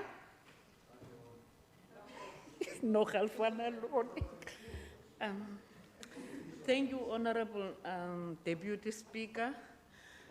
I move that this legislature notes the recent British royal visit to Cape Town by the Duke of Sussex, Prince Harry and his family, and thanks Duchess Meghan Markle for casting the world spotlight on gender-based violence. With her visit to the post office where Uinene Mkwetyana were recently bashed to death and tying a yellow ribbon at the entrance to the memory of the victim, as well as a discussions with the victim's mother board. Okay, thank you very much. Are there any objections to the motion be moved without notice? Any objections to the motion itself? Motion agreed to. I move over to this side and then I'll come back to that side. Honourable Botha. Thank you, Deputy Speaker. Motion without notice. I move that this House congratulates Jerry and Pat Keen of Piketberg, who recently celebrated their 51st wedding anniversary. I so move. Thank you. Any objections to the motion being moved without notice? Any objections to the motion itself? Motion agreed to. Honourable Smith, I trust that you're reading a new motion. Okay. Speaker, I move without notice that the legislature notes the lame duck governance by the DA structures that leads to more problems like the past weekend's protests and violent protests at the Noon and Darling, and that it urges the DA municipalities to engage with communities and deal with their grievances, not to ignore them, and that this could curb the situation of protests getting out of hand later. Thank you. Are there any objections to the motion be moved without notice? There are objections. The motion will be printed on the order paper. I see the EFF. I thought I needed to disrupt this house before you note me. As the EFF, we move to condemn the brutal evictions of residents who were occupying Acadia Place in Observatory, which took place on the 2nd of October. Many of these residents who occupied the three-story Acadia building were previously homeless, whilst others were backyard dwellers who could not afford monthly rent anymore. Further note that the manner in which these residents were evicted does not align with the values of and principles of Ubuntu and human dignity enshrined in the South African Constitution, as they were evicted at night by an unidentified security personnel carrying what looked like AK-47s. So we therefore call on the Western Cape government to assist these residents to realize their constitutional right and adequate housing. Thank you. Are there any objections to the motion be moved without notice? There are objections. The motion will be printed on the order paper. Honourable Nkondlo, I always miss her, so my apologies. Honourable Nkondlo. Happy Zalwa Day, Deputy Speaker. I move without notice that the House notes that COSATU and the South African Society of Bank Officials threatened to shut down all banks last week in protest action against plans for retrenchments in the banking sector. Condemn corporate greed by the big banks. Member, just take your seat. You'll be able to read it again. I've got a point of order up here. Just give me a second. On a point of order, is it parliamentary for Member Lily to say Minister Simas? That means it's him who sent people with guns to go and evict people. Just give me a second. Honourable Lily, did you say that? No, never said that. I said, is he objecting as if he is the one that sent those thugs to actually remove people with from those flats, as the member from the EFF was saying. I said, is the one responsible for that thuggery? Thank you. Members, He understood me. Fair enough. Hence he didn't speak. I accept what the Honourable Lily has explained. Can we please move on to Honourable Nkondlo to finish her motion without notice? Can you gossip, honourable members, please, ma'am? Can I move without notice that the House notes that COSATU and the South African Society of Bank Officials threatened to shut down all banks last week in protest action against plans for retrenchments in the banking sector. Condemn corporate greed by the big banks who, in the interest of profits and earning big bonuses, will sacrifice employees, and calls on the banking industry to halt the planned retrenchments, especially given the high unemployment rate in the country and province. I so move. Thank you. Are there any objections to the motion being moved without notice? There are objections. Motions will be printed on the order paper. Honourable Mimbi.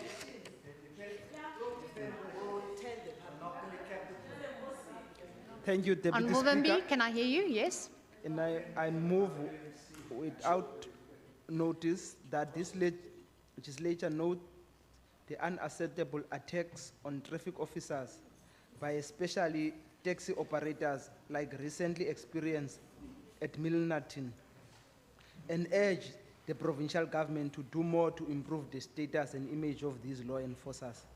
Thank you very much. Are there any objections to the motion be moved without notice? Any objections to the motion itself? Motion agreed to. I see Honourable Said. Thank you, Deputy Speaker. I move without notice that this legislature notes that the Democratic Alliance is also rejected at the University of Cape Town campus. Like in by-elections in the community, their student wing DASO not only lost its majority of seats in the SRC, which it had at some point, but even reduced even further by not even getting a single seat at the University of Cape Town in the recent SRC campus elections. Furthermore, that the South African Student Congress is congratulated with its increase in support on that particular campus and a number of other campuses. Further note to UCT, it is also noted that the DA could not even win a single seat at the Nelson Mandela University's George campus, which was won entirely by SASCO. I Thank you. Any objections to the motion? There are objections. We'll print it on the order paper. Honourable Buerta, and then I'll come back to the side.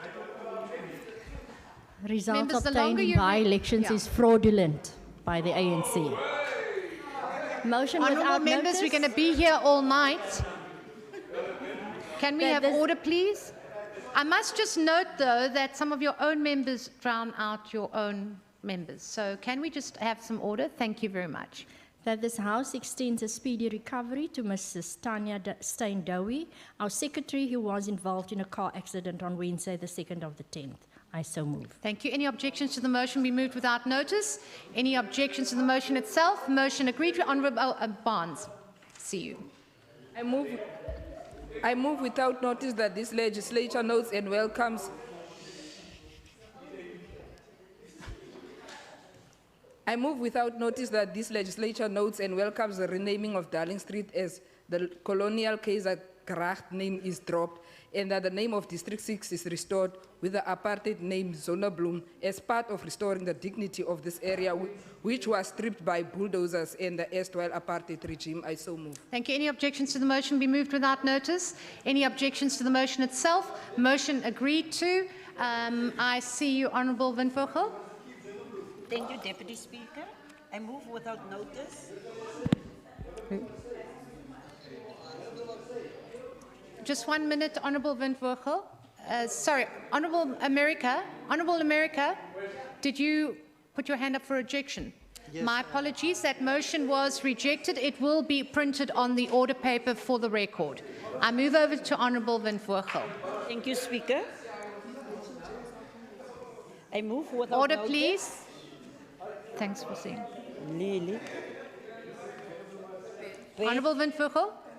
I move without notice that this legislature notes and congratulates South Africa and President Cyril Ramaphosa on recently in New York receiving a Universal Healthcare Award for the National Healthcare Plan of our country. Amandla.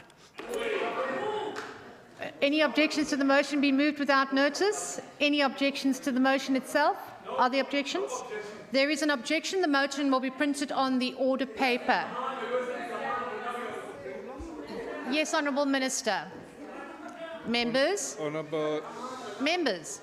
I think the Honourable Member will now be going to Baragwana after this.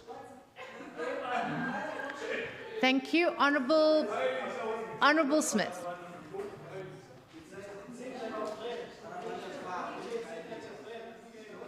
Honourable Smith, your members are making too much noise. Yes. Fellow colleagues, motion without notice that the legislature notes Cape Town again seeks a rollover of unspent informal settlement upgrade funds during the past financial year, and that this time 178 million was not used to improve the lives of the poorest. I so move. Thank you. Any objections to the motion be moved without notice? Any objections to the motion itself? Motion agreed to. Moving over, Honourable Bakubakuba. I see you. Thank you. Deputy Speaker.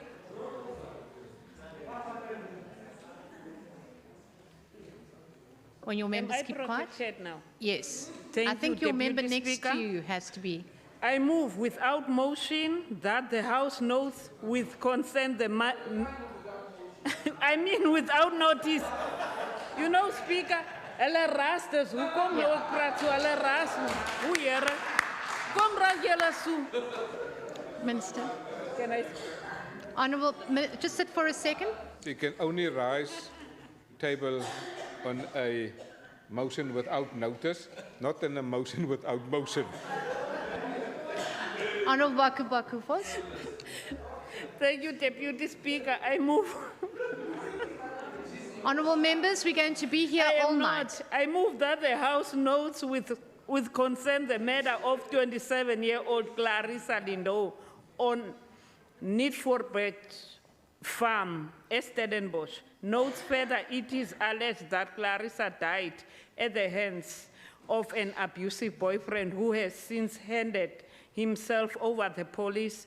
Calls on this provincial government to invest more resources into fighting the scourge of gender-based violence and femicide in the province, and conveys the condolences to the family and friends of Clarissa.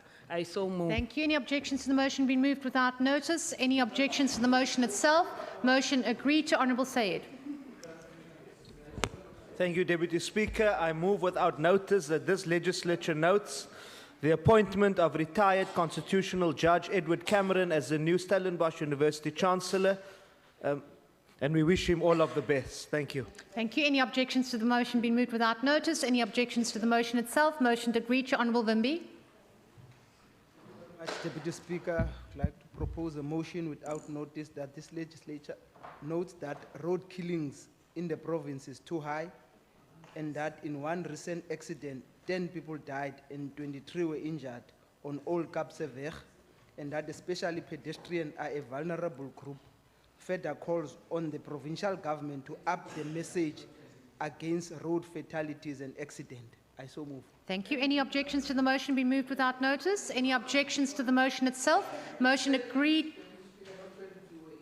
Okay. Motion agreed to Honourable Smith, and then Honourable Barnes, and then Honourable McCall. I move without notice that the legislature notes Cape Town has thus far overspent 42 million rand on the water and sanitation budget for the period April to August, and that this is part of the DA-led Metro's Council ploy to milk the taxpayer. Thank you. Any objections? There are objections on the motion, on the order paper. They were printed on the order paper. I see Honourable Nkondlu, and then Honourable Barnes, and then Honourable Cameron Dudley.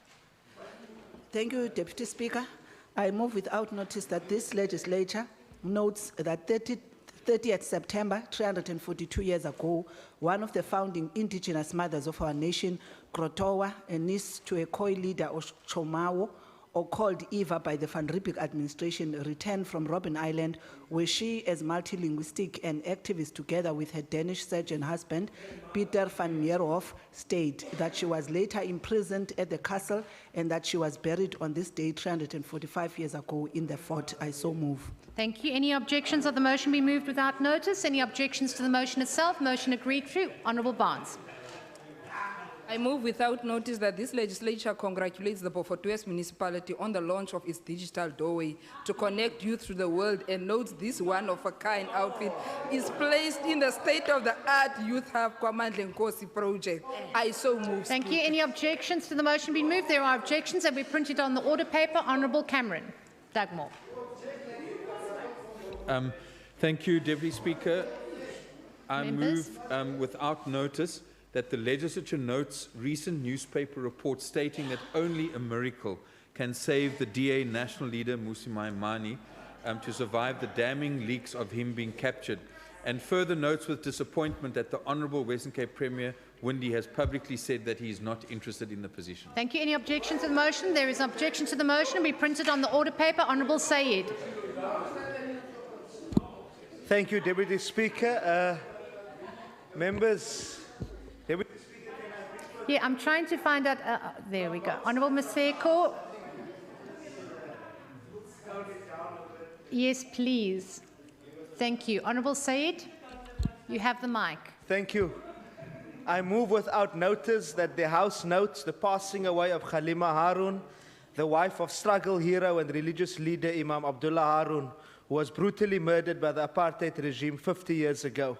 Notes further that even in her death, Khalima did not know the truth as to what exactly happened to her husband and who murdered him, who is one of 117 freedom fighters that perished in the detention centers of apartheid without trial.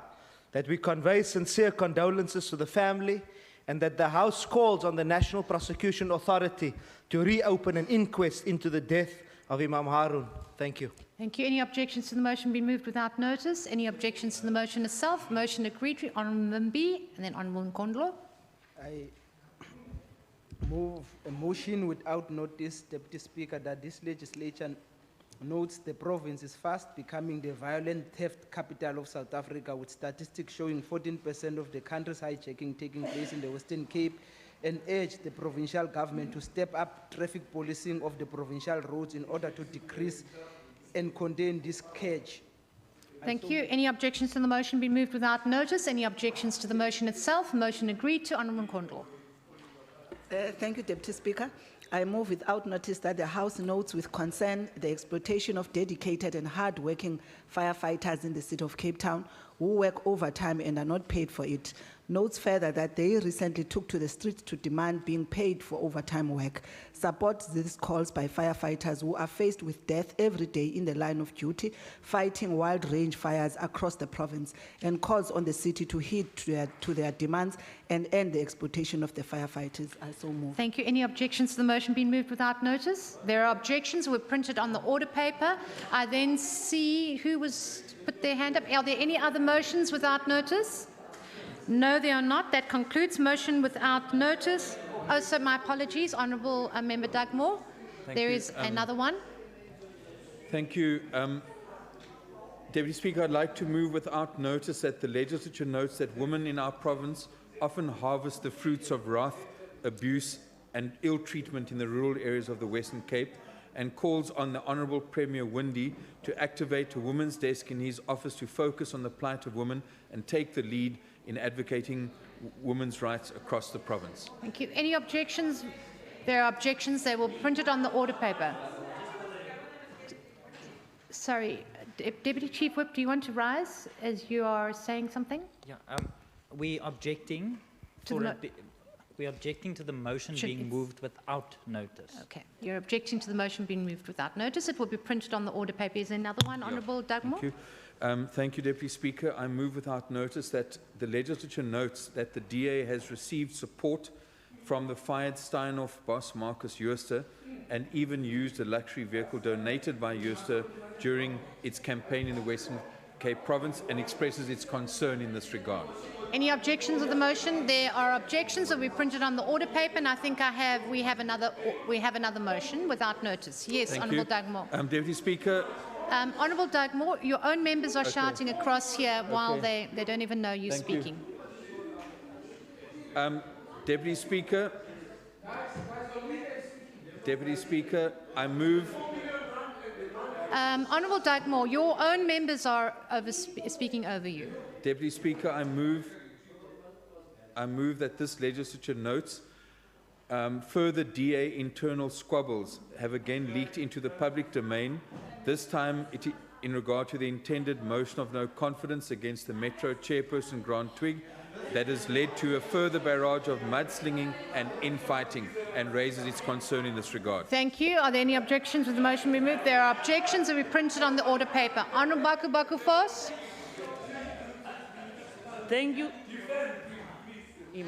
Order, please, members. Thank you, Deputy Speaker.